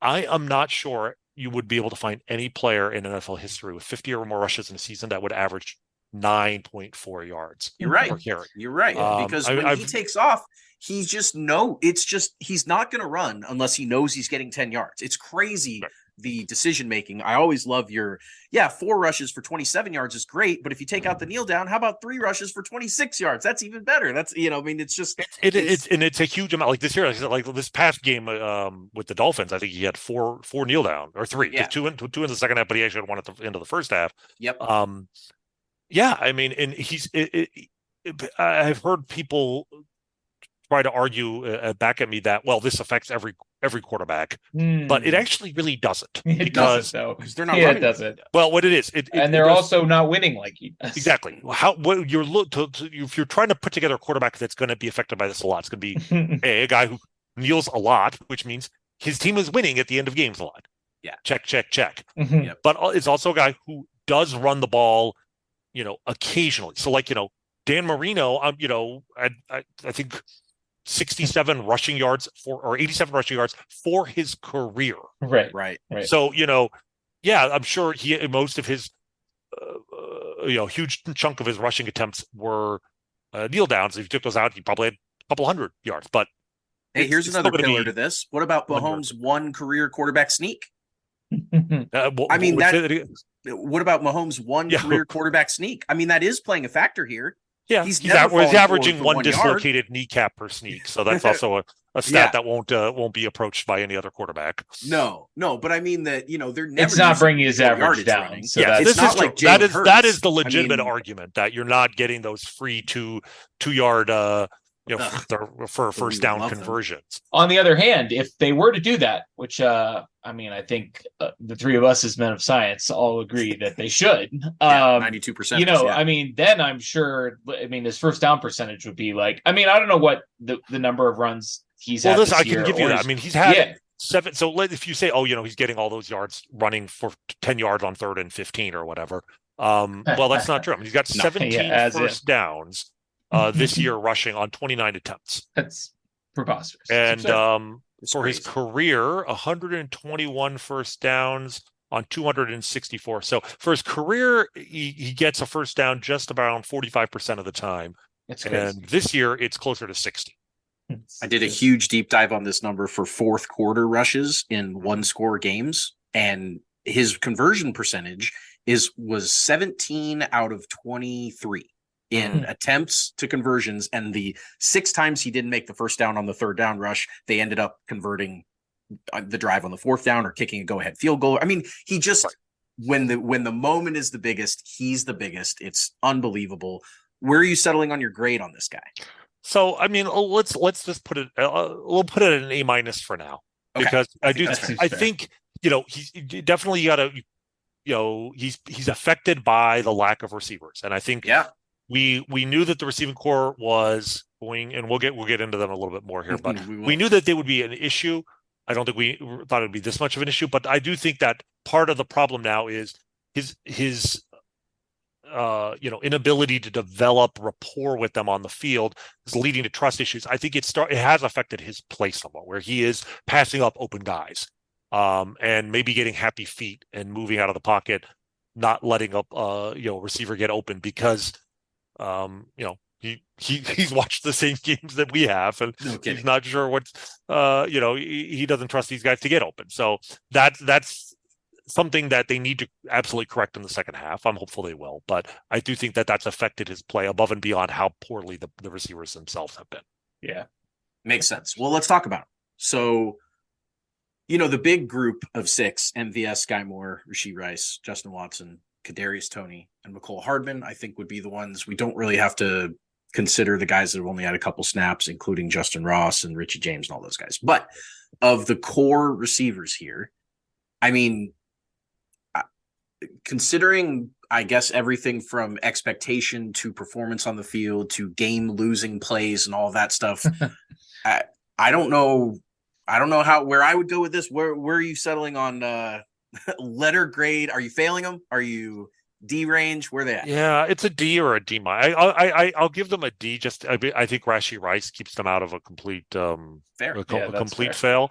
It really that opening game of the season, Kadarius Toney's drops in the first game. Above and beyond the fact that obviously we lost to the Lions by 1 point in a game where he had was single-handedly responsible for a pick 6 and like 3 other drops. But above and beyond what that meant in that game, I just think that has had such a lingering effect on the entire first half of the season because his snap count has dropped as the season's gone along. He has not been targeted as much as he should have.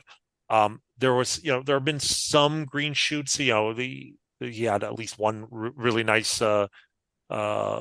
yak play here against the Dolphins and trying to get him back into it.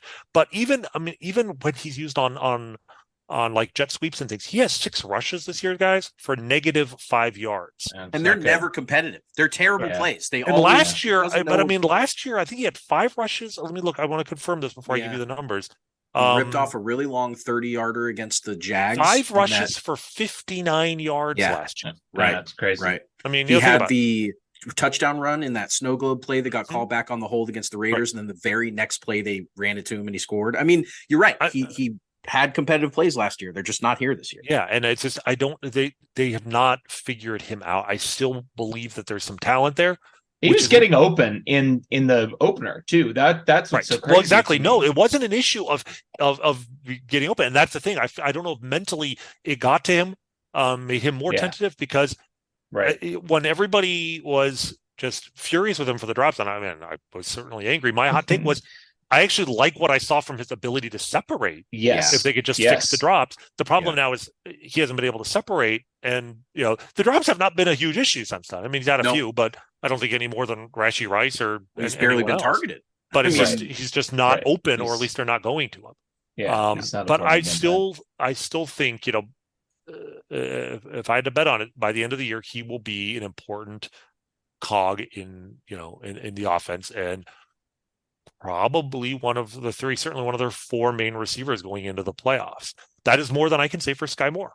And Sky Moore is the guy I really, all last season we kept, being patient with him and waiting for him to develop. And, rookies never succeed in a Andy Reid offense. And, and then, even into the playoffs, and finally he scores a touchdown in the Super Bowl. It's like, okay, we went into this season with really, I don't want to say high expectations, but certainly very moderately reasonable expectations for him. And he has, he has managed to underachieve at every opportunity. And meanwhile, Rashee Rice, a rookie, is like, already had more success, I think, in 9 games than Sky had last year, the whole season. So, I'm really worried. Actually, Rashee Rice almost has as many receiving yards in his career as Sky Moore. Yeah, not surprising. 378 in 4 touchdowns. Sky Moore's at 451. I'm actually a little bit surprised that Rashee Rice hadn't already passed him. But he's certainly well on the way to passing him in the next game or two. He's 73 yards behind. He's already lapped him in touchdowns. And this just might have been a miss. I mean, they missed on Clyde and they missed on Sky Moore. This might be one of Brett Veach's weaknesses. No, it's perfect. And when it seems like the skill guys has been in the area where they just have Hardman, Clyde, Sky. They've kind of whiffed. I mean, Hardman's a relative success relative to those guys. Sure. And it's just for his career, And he drove us nuts. I mean, that was a second round pick that we were all bitching that we didn't get DK Metcalf. As you pointed out, Rany, he got right back to making us nuts. Like, he had a cool third down catch and a cool punt return in his first game back, and then immediately went back to doing the call. But you can at least see. I mean, for what they gave up for him, and I know there's a compensatory pick. But you know what? As a gadget guy, makes sense. Nothing else, it makes sense. He knows the offense. They didn't want to, give up a ton for, whatever, DeAndre Hopkins or Hollywood Brown or whoever. I get it. And I think that, certainly the front office has earned the benefit of the doubt. Yeah. But also I think it does say that they do believe that they have the talent here. And when you have Patrick Mahomes and Travis Kelce, you don't need a ton, I mean, look, the difference between this year and last year is Juju Smith-Schuster, like who's terrible this year. Yeah. And, they won the Super Bowl. So I think they'll get this figured out. I would feel a lot better if they would actually start converting on 3rd and 1 and doing, I mean, the quarterback sneak thing, it went from being a joke, really, like literally just made fun. Oh, they're never going to run a sneak again with Patrick to, they're never going to do it. I mean, I'm sure you saw the way that the Dolphins lined up on that 3rd and 1 with basically the game crazy. And I mean, Patrick could have audibled. Yeah. And he didn't need to sneak. He could have just walked forward behind Creed. He could have walked behind Creed Humphrey for a yard. They knew they'd never do it.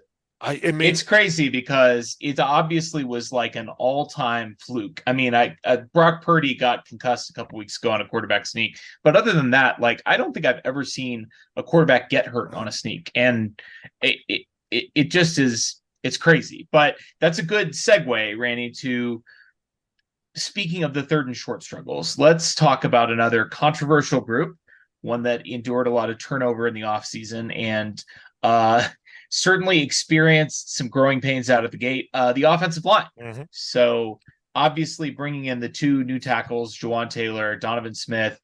They brought in Jawaan Taylor. They said he was going to be the left tackle. They bring in Donovan Smith on the cheap, who was coming off really a pretty bad year with Tampa, but was pretty good a couple years ago. He ends up coming in a left tackle. Jawaan Taylor's a right tackle. Obviously, the first game of the season, he's in the crosshairs because Chris can't, he's just gotta, and he's not doing anything different. I'm sure everybody's seen it at this point. He's lining up where everybody else lines up, and he's getting the same jump that, Lane Johnson is going into the Hall of Fame for. What is your grade for the offensive line so far? Yeah, but you forgot Chris Collinsworth said he looked like a slot receiver, and sure, right. So now suddenly he's the most most penalized, the most hated man in America, right, until Taylor Swift showed up, and since she's been on. That's a good point. She changed the narrative on that. There's nothing that woman can't do. She told people to talk about a different Taylor related to the Chiefs than Jawaan. I mean, he hasn't been getting flagged nearly as much since then. No. I do feel like it was a huge story for a month, and then it's kind of disappeared. My grade for the offensive line as a whole, I give them a solid B. I mean, let's not forget that the interior offensive line is still really, really, really good. Creed Humphrey, the only thing you can really complain about is he's a center, and like there's only so much a center can do, I guess, but he's really, really good. And I think Joe Thuney got called for like holding on a big play earlier this year, and it was just like stunning that like he did anything wrong. It was like the first like obvious mistake I can remember him making in like half a season at least. He's just a robot. And Trey Smith has had he's always been the sort of the third of that group, but he's still good, and the occasional flair for the truly just violent highlight, delightfully violent. Yes. Nobody truly getting hurt, but just just pancakes, as good as pancakes get. He satisfies that visceral thrill that lurks in the heart of every man. We don't want to admit it, but yes, we can just like to see guys just get lit up. As long as there's no head trauma involved, I'm all legal and no injuries. I love it. Exactly. So those guys are still very, very good. And then the tackles, yes, there's definitely some controversy there. I do think Jawaan Taylor, the early season false starts were probably were warranted, yes, but also were disproportionately being targeted to him when, like you said, Lane Johnson, a lot of other guys line up in basically the same spot. And I do think it actually got into his head for a little bit, right? To the point where like they literally had to take him out of the game. But it was it Lucas Niang for a couple of plays. But I think he's settled down. And I don't think he's been called for certainly for lining up in the wrong spot for a couple of weeks now. The Dolphins game we're talking after a kind of a little bit of a low point. I mean, the Dolphins have a very good defensive line, but I think he is an above average right tackle, maybe top 10 in the league, maybe not top 5, top 10. Yeah, and I'm expecting, frankly, better than that because he's getting paid like $20 million a year. But I think he has, by and large, done a good job. Donovan Smith is probably average. Maybe slightly below, but I mean, seems fair. Especially when you see what Orlando Brown is doing for $16 million in Cincinnati. Yeah, right, exactly. I mean, he's our secret agent, man. He's been hilarious. The Bengals are coming around. Maybe he'll be better in the second half, but like your left tackle, the issue is you are being measured against the highest standard in the sport. Right. Like an average left tackle is a hell of a player. Right. And, if they were playing on the interior offensive line, would probably be really, really good. So Donovan Smith, what's he making? Like $6 million, something like that as a base? Yeah. If he hits all his incentives, I think, right in that range, 6, 7, 8. paltry. I mean, I mean, given how important that position is, given that they tried to sign Orlando Brown, like they had a price that they were willing to give Orlando Brown, he did not accept it. And given that the Chiefs clearly did not think that there was a left tackle in the draft that was certainly no one they could get with their draft position that could step in and play that position this year, and they were not going to entrust Patrick Mahomes' blind side to a development project. I actually think, I think what the decision to bring in Donovan Smith, allow Taylor to stay on the right side. Yeah, I think it's worked out. Their plan was to not do it. So right, exactly. And, for when I remember when it was a very surprising signing, because we thought, Jawan Taylor's a new left tackle, and they're going to give Niang and who's the other one? Prince. Prince is more of a left tackle, but you're right. I think they were going to give him a shot at Darian Kinnard, right? Darian Kinnard, right. There was going to be a battle for right tackle, but like Lucas Niang had an inside track on that. And suddenly Donovan Smith showed up, and Niang's back to being a backup.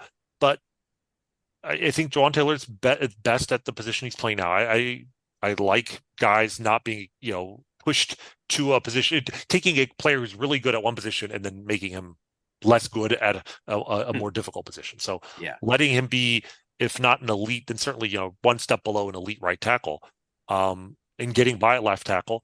It helps that Patrick Mahomes obviously is great pocket presence and it knows how to avoid the sacks in general, but I think Donovan Smith's been fine. You give him a C, okay, but for a C left tackle, like you can win with a C left tackle. Like we've talked about, Patrick has never really played with an elite defense. He's never really played with an elite left tackle either. I mean, Eric Fisher maybe early on was good, was top 10. Eric Fisher in the Super Bowl run was probably, he was probably right around that 8 to 10. Yeah, he was good, but I mean, he was getting like Nick Bosa was beating him, there's no Mitch Schwartz out there. Right. And it probably also kind of helped Patrick learn how to avoid sacks, because if you've got a elite left tackle out there that's keeping everybody off of you, you might get a little lazy back there. But he's been running for his life since the day he started playing. That is a really rose-colored glasses look at the situation. Well, thank God Patrick Mahomes didn't have a great left tackle to he wouldn't develop bad habits. No, he's running for his life. No, but I mean, I think with Mitch Schwartz out there, I think that one of the things I liked about signing Jawan Taylor was this acknowledgement that, for all we talk about the blind side, the right tackle is very much right up there in terms of importance. Right. Just because you can see that side. It doesn't really matter if you can see Micah Parsons, if Micah Parsons is running unabated at you. There's only so much you can do. Yeah. I think that the success they had with a okay offensive line, aside from Mitch Schwartz, but what Mitch Schwartz did in that playoff run and especially in that Super Bowl, by just shutting out at least one side, it really, like, if you can shut down either side, you can make up for the other side by, your running back chip protection. There's a variety of things you can at least do to give yourself some temporary relief, but you've got to be able to block the rushing consistently on one side. And Jawan Taylor, I'd rather him be a very good right tackle than an average left tackle. And then you can get by with an average left tackle. And I think that's what they're doing. So I'm not too concerned about the offensive line. The important thing, honestly, they're all healthy. Yes. Yep. I mean, the Chiefs are one of 3 teams that have started all 5 every position. Think about it, 3 teams, like 10% of the league has not had an injury. And I mean, or a guy who's been, playing with as far as we know, nobody's playing. I mean, Donovan Smith last year, one of the reasons why the Chiefs were able to get him was like he was playing with like a bad, was it a bad elbow? I want to say. He had elbow problems. So as far as maybe they're hiding something, but I haven't seen any obvious sign of injury. So I mean, as long as they stay healthy as a starting unit, I'm perfectly fine with the offensive line. I think that's fair. Rany, are you aware of a well-used meme that is a picture of 3 dragons? Do you know what I'm talking about here? Yes, and there's the one. There are 2 mean-looking dragons, fierce, and then there's one goofy. Looks like it's like the third hyena in Lion King. That's exactly what it's. That's really. I'm sure that's exactly where the inspiration came from. So I bring that meme up because now I want to talk about the running backs. So I wish we could grade Pacheco and McKinnon and cut it off there and be done with it. because that would be, I Hey, think, if you want to talk about LaMichael Perine, Perine. I'm fine with that. I don't even know how to pronounce his name. They did my guy dirty. They put him Yeah. in for one carry, and it was One like a carry on 10. third, second and 10 on what Yeah. was that? second and long run. Come on. I know it was The brutal. first However, drive, first carry, and I don't know. That's another one of those things where it's like I don't know. Sometimes I don't know what Andy Reid is doing, but anyway, he does have the third I was about to highest say pass rate on second and long in the NFL. I just of saw all this 32 today as teams. well. Yes, Yeah. which is crazy to me because it feels like we do it all the time, and it's Right. just because you should never, ever, ever run in that situation. And somehow there are 29 teams that run more than we do in that situation, including the tanking Arizona Cardinals that run on 70% of third and longs or second and longs, which is 70% silly. of second and long. However, Crazy. we do have to include, since we're doing position group grades, we're going to include our guy Clyde, who has been nothing short of a waste of space on this offense for the entire year, unfortunately, because I'm sure he's a good dude. I'm sure the guys like him.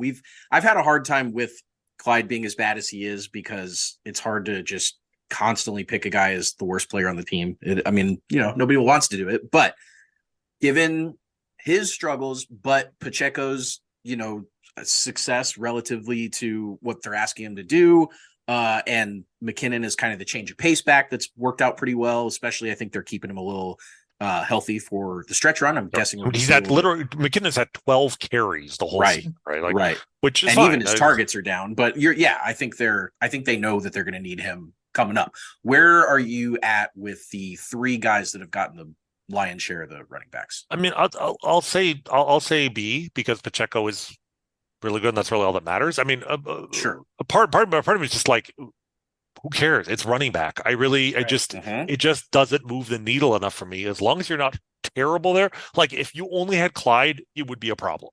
Yeah. And I feel bad for Clyde. It's sometimes it just doesn't work out. It was just I didn't hate the pick, even though running backs shouldn't be taken in the first round, just because the reason was everyone described him as a guy who was a huge threat in the receiving game as well. Yeah, sure.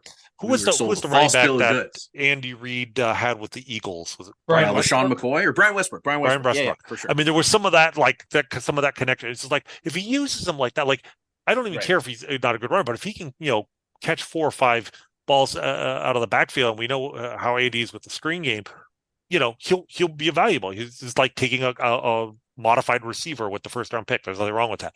And to me, that's really the most disappointing thing about Clyde's career is he's never developed into a receiver, and it's actually gone backwards since his rookie year. Like, I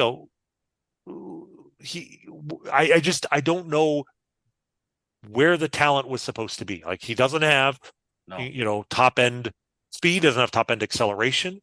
In fact, he has bottom end on both of those. Yeah, like he can't break away from anybody. It's right, insane. Exactly. I mean, he has that shiftiness, but I think shiftiness has to be paired with either speed or acceleration. Like it doesn't matter how shifty you are if you can't outrun the guy after you've juked him. If he can still catch you from behind, at least he's really powerful. At least he's a power back. Yeah, exactly. It's just it was a miss. It's unfortunate. I don't know. They have talked about how they let Patrick pick that one or had an impact. Yeah. That might have just been saying something nice. But if that's the case, hopefully then in the future, if anytime, if they make a pick and Patrick's maybe not 100% on board, they can just be like, you told us to draft your boy Clyde. So yeah, you owe us one, Pat. Yeah. But Pacheco, I mean, and then of course the other thing is, Pacheco is an example of exactly why you don't draft running backs high, because you can find a 7th rounder who's really good, above and beyond what Clyde is. Yep. Isaiah Pacheco is legitimately above average running back. Yeah. Yep.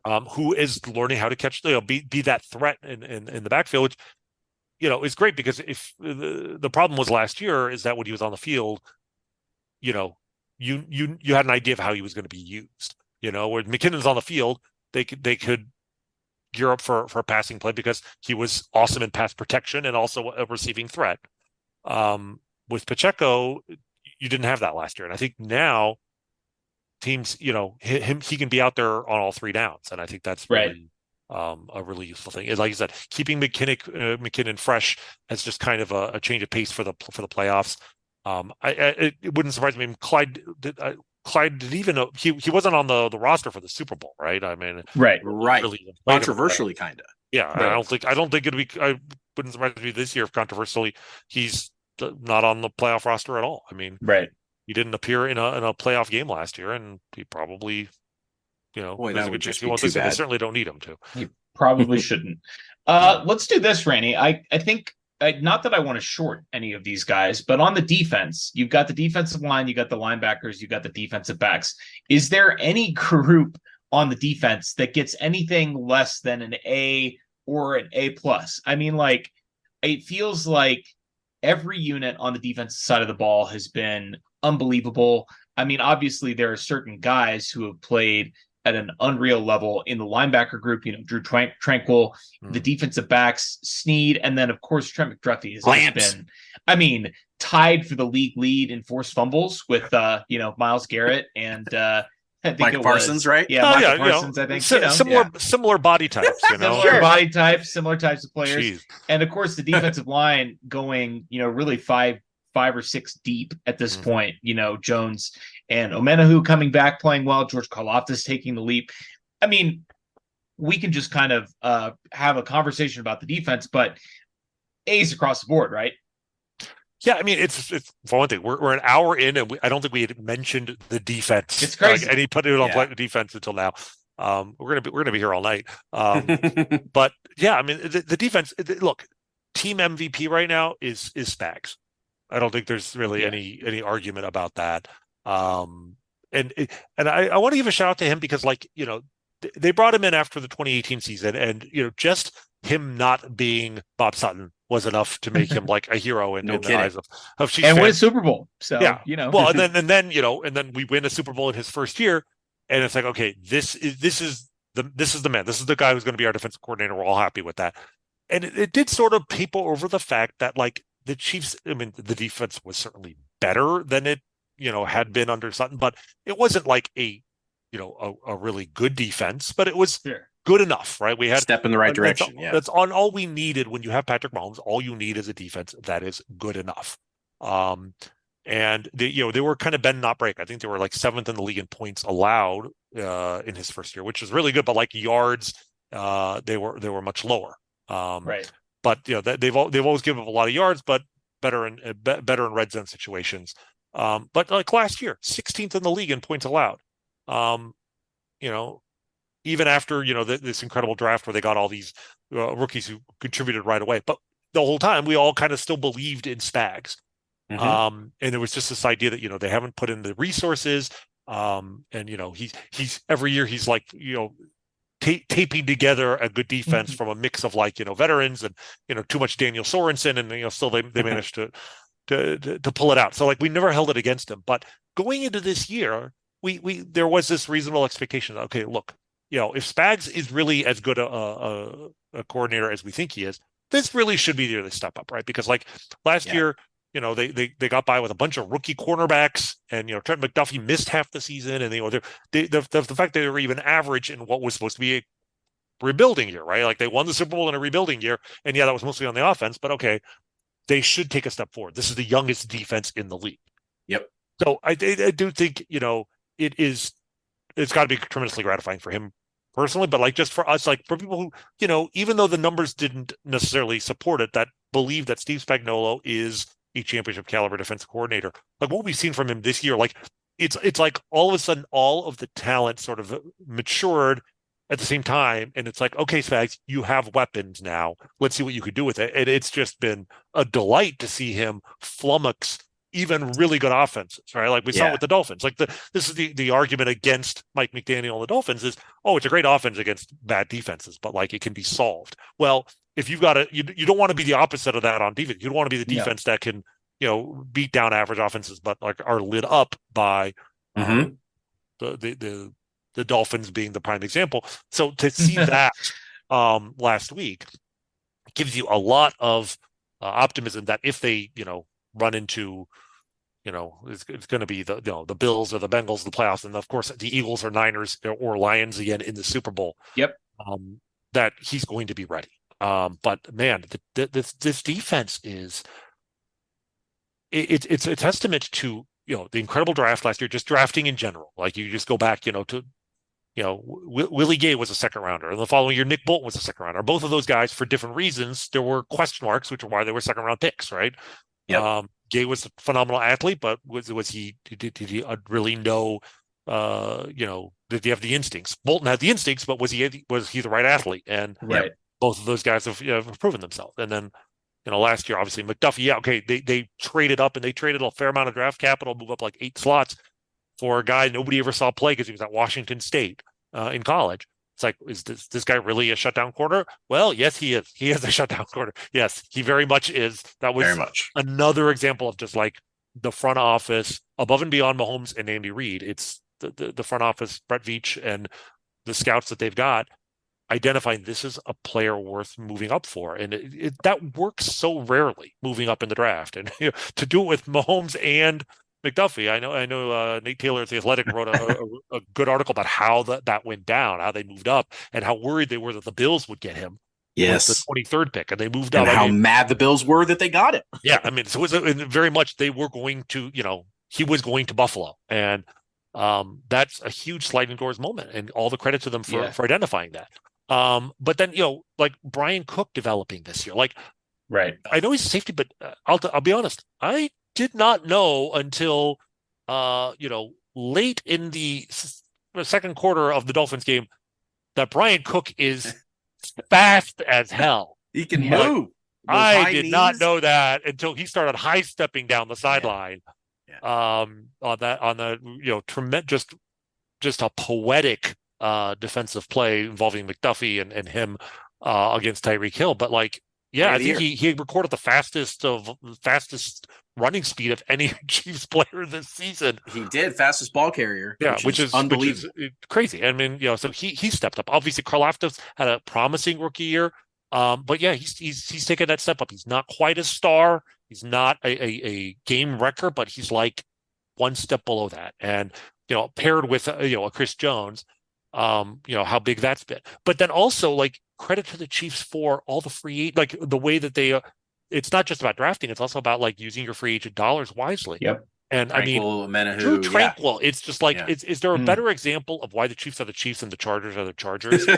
Yeah, right. I mean, it's like, what was it? 1 year, $5 million? Yep. Yeah, And it wasn't like, he surprised everybody in camp. No, the minute he was the contract came down, people were like, How did they let him leave Los Angeles. Yeah, it was just like $5 million. Like I'm not an analyst of football. Certainly not the X's and O's, the all 22 like people on. Some people out there are, but all the people who are all 22 experts were like, this guy's a beast. yeah. He's like a really, really good player. He's versatile. He can play, he can play all 3 positions and smart. And, and here we are, Nick Bolton's out and he steps in and it's just, Drew Tranquil is like, what the hell are you guys thinking letting this guy go? Yeah. And he's been everything we could have hoped for the contract. But Tranquil, but also like, Charles Omenihu, okay, missed, the first 6 weeks of the season. We've been kind of waiting to see what he could do. He Turns gives out a lot. A real, having that in the middle along with Chris Jones. So either you have both of those guys up the middle, or you move Jones out to the edge, which is working a lot better this year, I feel like, than it has in previous years. Yeah. Agreed. Probably in part because they have all complementary talent he's got. He's got Karlaftis out there. He's got Omenihu. He's even Mike Dana's having a hell of a to get game or a improvement. year. That's the other thing. There's also player development. Michael Dana is a tribute to player development. Just keeps getting better and better every year. Yeah, and is really stepped up. And then like Mike Edwards, who's the other guy in that play. Mm-hmm. That was kind of a signing that I barely even noticed before the season. And he's great. The other thing, of course, is the players they let go to make this happen. Like they replaced Tyrann Mathieu with Justin Reed, and yes, that was a loud transaction because Tyrann Mathieu was loud. basically loud on Twitter about why he didn't get a contract. But it made them younger, more athletic, and better. I mean, all credit to what Tyrann Mathieu brought to this team for those 3 years, and we won a Super Bowl with them. But like they made the right move at the right time. They didn't keep a guy 1 year too late. They got rid of him at the right time. But Juan Thornhill was a guy they drafted and developed and was a good player. But they're like, if you're a good player, we're not giving you great player money. You go, good luck to you, and we'll bring in we're going to let Brian Cook, move up, and we're going to give Mike Edwards, your spot, and he's been just as good. Right. So, I guess really the only thing you could say is that Felix Senadiki-Uzama has not really done much. As a first round pick, it's probably. But they haven't needed him to. Yeah, they haven't needed. That's the thing. I don't really know. I don't know if he's developing or not. Right. I'd feel even better if, oh man, this first round pick is a beast. Yeah. Karlaftis didn't really hit the ground running either last year. I mean, I feel like he had more impact, and maybe it's because he was just playing. He certainly got more snaps. Playing a ton of snaps. Yeah, he did. Right. He did. I do think that they hopefully, I would think, have a pretty good development plan for FAU. It's funny if you look at just the results and the offenses that they played, and we can throw out the Bears and even the Jets, who were, challenged on offense without Rodgers. But, they started off week 1. They allowed 14 to a damn good Lions team that was a top 5 offense last year and still obviously putting up points on most people this year. They went at the Jags, who were also a very effective offense, and only allowed 9. That was maybe the best defensive showing. Well, it's interesting because at the time it was so early in the season that it was like, are the Jaguars just kind of overrated? They made Trevor Lawrence look like bad. Yeah, they're overmatched, and even the Lions, the losing at the beginning of the year, it's like, okay, well, the Lions may not even be really good. That was one of the reasons. Sure. How do we know? Well, no, they're 6-2, and the Jaguars are 6-2 somehow, and so this has not been an easy cupcake schedule by any means. No, and then you can throw out the Bears, you can throw out the Jets. They've been. They've had their own struggles, but then Kirk Cousins and Justin Jefferson played in that Vikings game where they only allowed 20 points and really did probably the best secondary job all year of shutting down the best receiver in football and were phenomenal in that game. And then the Chargers, they allowed 17 points to a Chargers team that, they went up and down the field with Miami week 1 and put up 30, whatever it was, 4 or 6. And so, and then the Dolphins, and of course, holding the league's number 1 34 point a game, 70 points against the Broncos scoring offense to 14 points. I mean, you just look at every performance that this team has had up against an elite or a good offensive unit, and they've been the better unit on the field every single time. And that's just something that travels so well as you get deeper into the season and the playoffs. It's so weird for us. Yeah, it is. And this is the argument for why this might be the best Chiefs team ever, because going into the Dolphins game, especially coming off, their worst performance of the season and, giving 24 points to the Broncos of all teams, but going into the game on 3 short fields to the defense's credit. Oh, that's what I was going to say. Even their worst performance, it was the 3 touchdowns, all 3 started in midfield or better, yeah, or better. Actually, let's pause for a moment. The Chiefs have given up 16 touchdowns this year. All right, in 9 games. 5 of those have occurred on drives which started at midfield or closer on the Chiefs side of the field. Short drives, yeah. 2 of them occurred in complete garbage time, being up 41-3 on the Bears and 19-0 on the Broncos. Right. Blaine Gabbert threw a pick in that one that was a short field. Yep. And 2 more occurred on drives that involved a fake punt on 4th down. Yes. Wow. Yeah. The Lions. And who else got him? The Vikings, I think, got him with a fake punt. It was the Vikings. Yeah. Vikings, was it? Yeah, I believe it was the Vikings. That's right. Yeah. So take those out. In 9 games, the Chiefs defense has allowed 7 touchdowns on drives that started on the other, the other team side of the field that were not complete like garbage time, were just in prevent mode, and that did not involve a special teams, miscue or on a fake punt. So it may even be better than it looks. I mean, that's less than 1 normal touchdown a game. In other words, if they just stop turning the ball over on the other side of the field and be alert to fake punts, they're going to be, it's going to be very hard to score more than about 14 to 17 points on this team. Okay, I pulled numbers on this that I have to tell you. This was 3 days ago I pulled this. From 2018 to 2022, the Chiefs had the most 75-plus yard touchdown drives on offense, but they gave up the 4th most on defense. So it was every game people were just up and down the field. This year, they are 13th of 75-yard touchdown drives on offense, but they're 3rd fewest on defense. And the 2 teams below them that gave up 1 fewer 75-yard touchdown drive, both have already had their bye weeks, and the Chiefs hadn't until this week. So nobody can drive on this team. Right. No, which is, I mean, that's a hell of a hell of a club to add to their bag this year.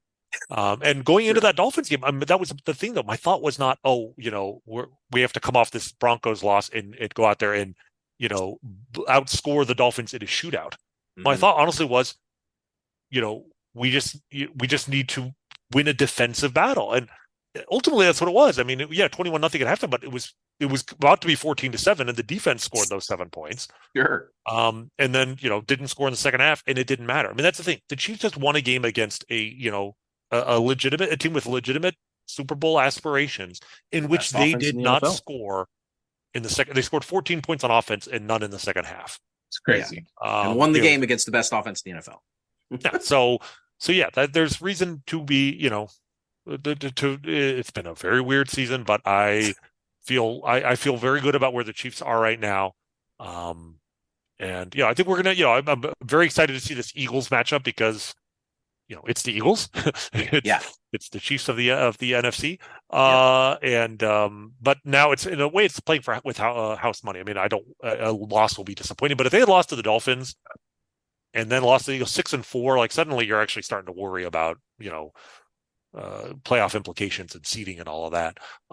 Because after the Eagles game, I mean, the Bills and the Bengals are, certainly can win, but all those games are at home. Mm-hmm. Yep. That's right. They have Bills, Bengals, Eagles, and Chargers are the remaining 4 home games. But then, you're going at the Raiders, at the Packers, at the Patriots, and at the Chargers. That's the 4 remaining road games. So even if they do lose to the Eagles, I mean, they will almost certainly win any tiebreakers that do not involve a head-to-head matchup because they've already lost one NFC game. Like that's why they have the 1 seed now over the Ravens. I mean, to be perfectly honest, right now the team I'm most concerned about is the Ravens because I mean, we have 100% great defense, but they have I've seen the numbers. By some metrics, they have the best NFL defense since the 2000 Ravens, which probably had the greatest defense certainly I've ever seen. Modern era. They do still have a pretty tough schedule down the stretch, and the Chiefs obviously they play the Bengals, they play the Bills. Those games, the tiebreakers will be decided. Not that the Bills are going to be in a tiebreaker situation, but those will be head-to-head. The Bills being where they are now, it seems less likely. The Bengals, though, are they only have 3 losses, so yes. But the Ravens, they still have to play the Bengals. They play the Bengals on Thursday Night Football next week. They play the Browns this weekend. That'll be a tough game. They have to go to the Chargers. They'll win that. But they have to go to Jacksonville. They have to go to San Francisco. They play Miami. They play the Steelers. That's a road, man. They've got a gauntlet. The AFC North schedule. Is, it's crazy. A great division to watch from outside. Yes, to not be involved in. Yeah, 100%. It is. Let them beat up on each other. But yes, I mean, the Ravens could, legitimately be a terrific team and still finish, with 4 or 5 losses just being in that division. So they are even if number the Chiefs, 1 in DVOA, the Ravens are.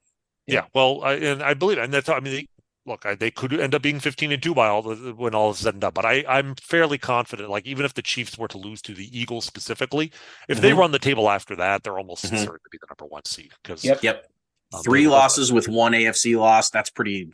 Yeah, that's tough to get around.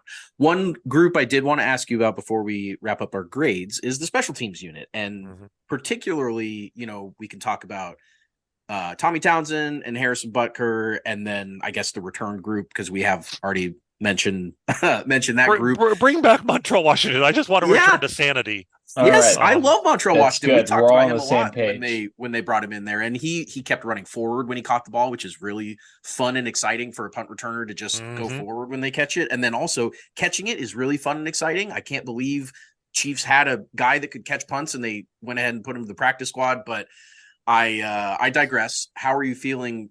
You brought up earlier that Harrison Butker, of course, hasn't missed a kick. I mean, Butker to me it's been huge because last year, he got he hurt his ankle on that horrible turf in Arizona. Yep. And missed obviously 4 or 5 games but then he came back and he had his worst season. And I know a lot of Chiefs fans were like, by the end they were pretty fed up with him, and it's like, get rid of this guy, he's making too much money, etc. And I'm like, he's not right. Like this is he was not a physically 100%. And the good thing was that he did seem to get right just before the playoffs, and I think he missed 1 field goal attempt during the postseason, but He clanked one in the Super Bowl off the upright, but other than that, yes. he was which you don't want to the Super Bowl, but like and obviously he was money on the winning drive against the Bengals. Yeah, sure. Hit the kind of biggest, important one of the there. biggest kicks in Chiefs history against the Bengals, and then obviously, well, I mean, he's had I think 3. To me, and I'm still scarred by the kicker who was there in 1995. But like, Sure. even if you're a good kicker, like I do believe, so much of kicking is mental that like. If you have a kicker who has proven the ability to make kicks when the season is on the line, not just the game is on the line, right? Because every kicker will eventually make a game-winning field goal, and that's great. But like the fact that he's proven it now, he had proved it before last year when he made the game-tying field goal against the Bills in the 13-second game. I mean, that wasn't a gimme. That was a 49-yarder. 49 yards. I mean, that was a huge kick. Bomb. And there was at least, I feel like there was the kick to tie the game against the Bengals that went to overtime when we lost, but that was another season-saving one. That was like 40 yards or something like that. I mean, not bombs, but like long enough that, he who shall not be named of the kickers would not have made those. Right. So that was another reason why I'm like, I just believe that, if the season is on the line, this guy will come through. And, it didn't quite come to that with him, but he had to make the kick against the Bengals to win the game last year. That was a hard kick too. And it was. Hard that it looked because from Yes. the view we thought, oh, this is, he nailed it. And I think he was the only person in the stadium who knew it. knew off the foot that I'm like, I'm not 100% sure if this has got the distance. Yeah. And we all saw the side angle later after we knew it was good, and it still gave me well, Austin and I were in the stand, so we did not know. Oh, I mean, okay. Well, we saw it from angle behind the kick, up in the end zone, but he was kicking towards us. And I mean, when that ball left his foot, I wasn't sure he was going to make it. And then obviously, of course, I'm staring at the refs usually when I'm kind of, when I can't quite tell what it did with the crossbars. I'm just waiting for them to hold their hands up. And the moment they did, everyone freaked out and hugged. And but you couldn't see it, but the side view, it dropped like a stone. Like it mean, those, at the time, crazy. I remember thinking, honestly, when I first saw the kick, I'm like, oh, even without the roughing, the passer penalty, he might have made it. And I'm like, oh no, I think even 5 yards, I don't think he makes it. But the point is, he made the kick in a difficult situation. And then, yes, it was much more of a gimme to win the Super Bowl, but still, it's the kick to win the Super Bowl. And it was money. So I still wanted that man on my team going into the season. So this year has been incredibly gratifying because, yes, he has not missed a kick, but I mean, he hasn't missed an extra point, which has always been kind of a thing for him. Yep. And I mean, he's got 40, 18 field goal attempts, 22 extra points out of 40. I mean, I'm willing to bet like 35 of them were down the middle. Yeah. Like they are automatic. Kick is just dead center. I mean, it's Justin Tucker-esque. Yeah, I think he's the second best kicker next to Justin Tucker. Yeah, I've said. I mean, probably has nobody a good else I would want except for maybe Justin Tucker. And Justin Tucker is, a little bit older, and I'm actually looking at. He's actually missed 3 field goals this year. I mean, by his standards, that's terrible. Yeah. And 1 extra point. So yeah, I probably, I'm not insane. I probably would still rather have Justin Tucker, but like nobody else. He had a 60-yarder, at halftime. Like the leg is there, the accuracy is there. So having that alone is the most important part of special teams. When we talk about special teams, your field goal kicker is the most important. The problem is they're also the most variable. So, but when you have the truly elite kicker at that level, the variability goes down. And I just think last year he wasn't healthy. And every other year of his career, he's hit a minimum of 88.9% of his field goal attempts. Mm-hmm. Last year was 75. And long ones. He's got a big leg. I mean, he's 26 of 38 for his career in field goal attempts from 50 or more. That's crazy. That's a lot of attempts for one thing. That is a lot of attempts. 4 out of 5 in the playoffs, mind you. Yeah. I mean, that's They crazy. trust him. They watch him kick in practice, and they know he can nail him. That 60-yarder, I want to get a next-gen stats breakdown on that because I feel like that kick would have been good from 70. I mean, that was an insane kick. It was I'm waiting for somebody to kick a 70-yarder. It was like 70. It was like 75% or 80% of the way up the upright. Mm-hmm. I mean, at that distance, like the top of the net. He kicked the piss out of it. It was crazy. Yeah. Well, So, and then Townsend. I mean, Townsend. I feel it's kind of where Butker was last year. Where he's dealing with some minor ailments, and I think that's mhm. he's not having an elite season, but I'm not concerned. As long as he's healthy for the playoffs, it's really not a huge issue. I love the fact that you have a guy there you can trust to run a fake every once or twice a season, and sure. I'm still waiting for that to pull that play out of the bag maybe in the playoffs. So Right. as long as Or it's for not doesn't Townsend to get involve hurt bringing and Pat to go back there. Yeah, right. backup Emergency our punter. backup, our backup punter. Uh-huh. I mean, not that I ever would want him to be hurt, but man, No. having Patrick Mahomes go back on a fourth and even fourth and like 15. I know it. You'd have to That run might a be base the only defense punt against attempt in which they like rushed two at the. I know it. Yeah, I'm it'd be just wild. saying. So letter grade for the specialists. I mean, I'd probably say a B plus just because the punt game is still the punt return game is still scaring the hell Suspect. out of me. But yeah, for sure.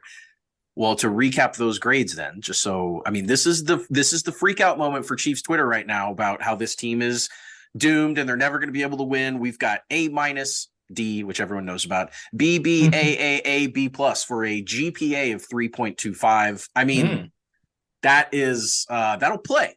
Bees get degrees. Bees get degrees. Yeah, exactly.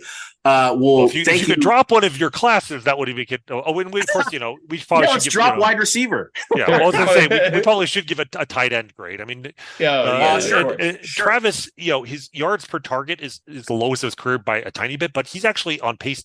He's averaging more receptions per game than at any point in his career, which is insane. Like, yes, he has lost a step, maybe half a step, but just half a step. And I mean, some of that is simply because they know they know that Patrick's going to go to him in any situation where they have to, and they're double or even triple teaming him, right, and knocking him around. And I mean, obviously, he's their number one focus. Right. On a defensive game plan has to be. And Rany, you're an analytics guy. I know you've seen the numbers. I mean, what we need is Taylor Swift. I was about to say she needs to be at every playoff game. Because I'm just saying, like, his numbers are slightly down in the macro sense, but his numbers when she's in attendance are better than he's ever been in his career. You are literally making me Google Era's tour schedule in the middle of the football podcast here. Let me. Okay, I mean, we all know. Mikey, before we started, I literally she's going to Australia right after the Super Bowl. I think after the Super Bowl. Okay, well, let me because I mean, I was checking Twitter to see highlights from her Buenos Aires concert live to see whether or not Travis was there. Like that is what I've been reduced to here. Well, you're right. From November 26th through February 7th, she has nothing. So she could make every game except. Well, the Super Bowl. February it'd be 12th, tight. It'd be tight, but she can move some things around. She's got a private jet. Hold on. She's got the private jet. Let me see. Super Bowl date 2024 is Sunday, February 11th. So Saturday, February 10th, she is performing in Tokyo. However, Tokyo is 16 hours ahead. So if you fly from Tokyo to Vegas, you actually would land before you departed. You time travel. Yeah, you time. That's one of those. Driving across the international date line, time travel is possible. If she wants, amazing. She can finish her concert. She's supposed to be in Melbourne on the 16th. Yep. So she can finish up on a Saturday night. She could be in Vegas by Sunday morning, no later than that. It is. We're gonna find out just how much how committed she is to this relationship. That's right. That's exactly right. So. All right. Well, good. Rany, unless your daughters drag you to one of the international era shows or something, I hope we will be checking in with you during the playoff run, as we always do. Such a pleasure to talk to you about the Chiefs. They, despite being frustrating and weird and all the things they still make our lives a whole heck of a lot easier. I've said it before, guys. These are the good old days. These are the glory years. Enjoy them. And that was before before we added the Swiftie army to our to our fan base. I mean, we're taking over the world now. I don't even know what is there another level. I mean, maybe Lamar Hunt's daughter starts dating a member of BTS or something. There you go. If Gracie Hunt starts gets engaged to one of the BTS guys, maybe we could even go to the next step up. But we're the Chiefs are now a global sensation. So enjoy every moment of it. I certainly am.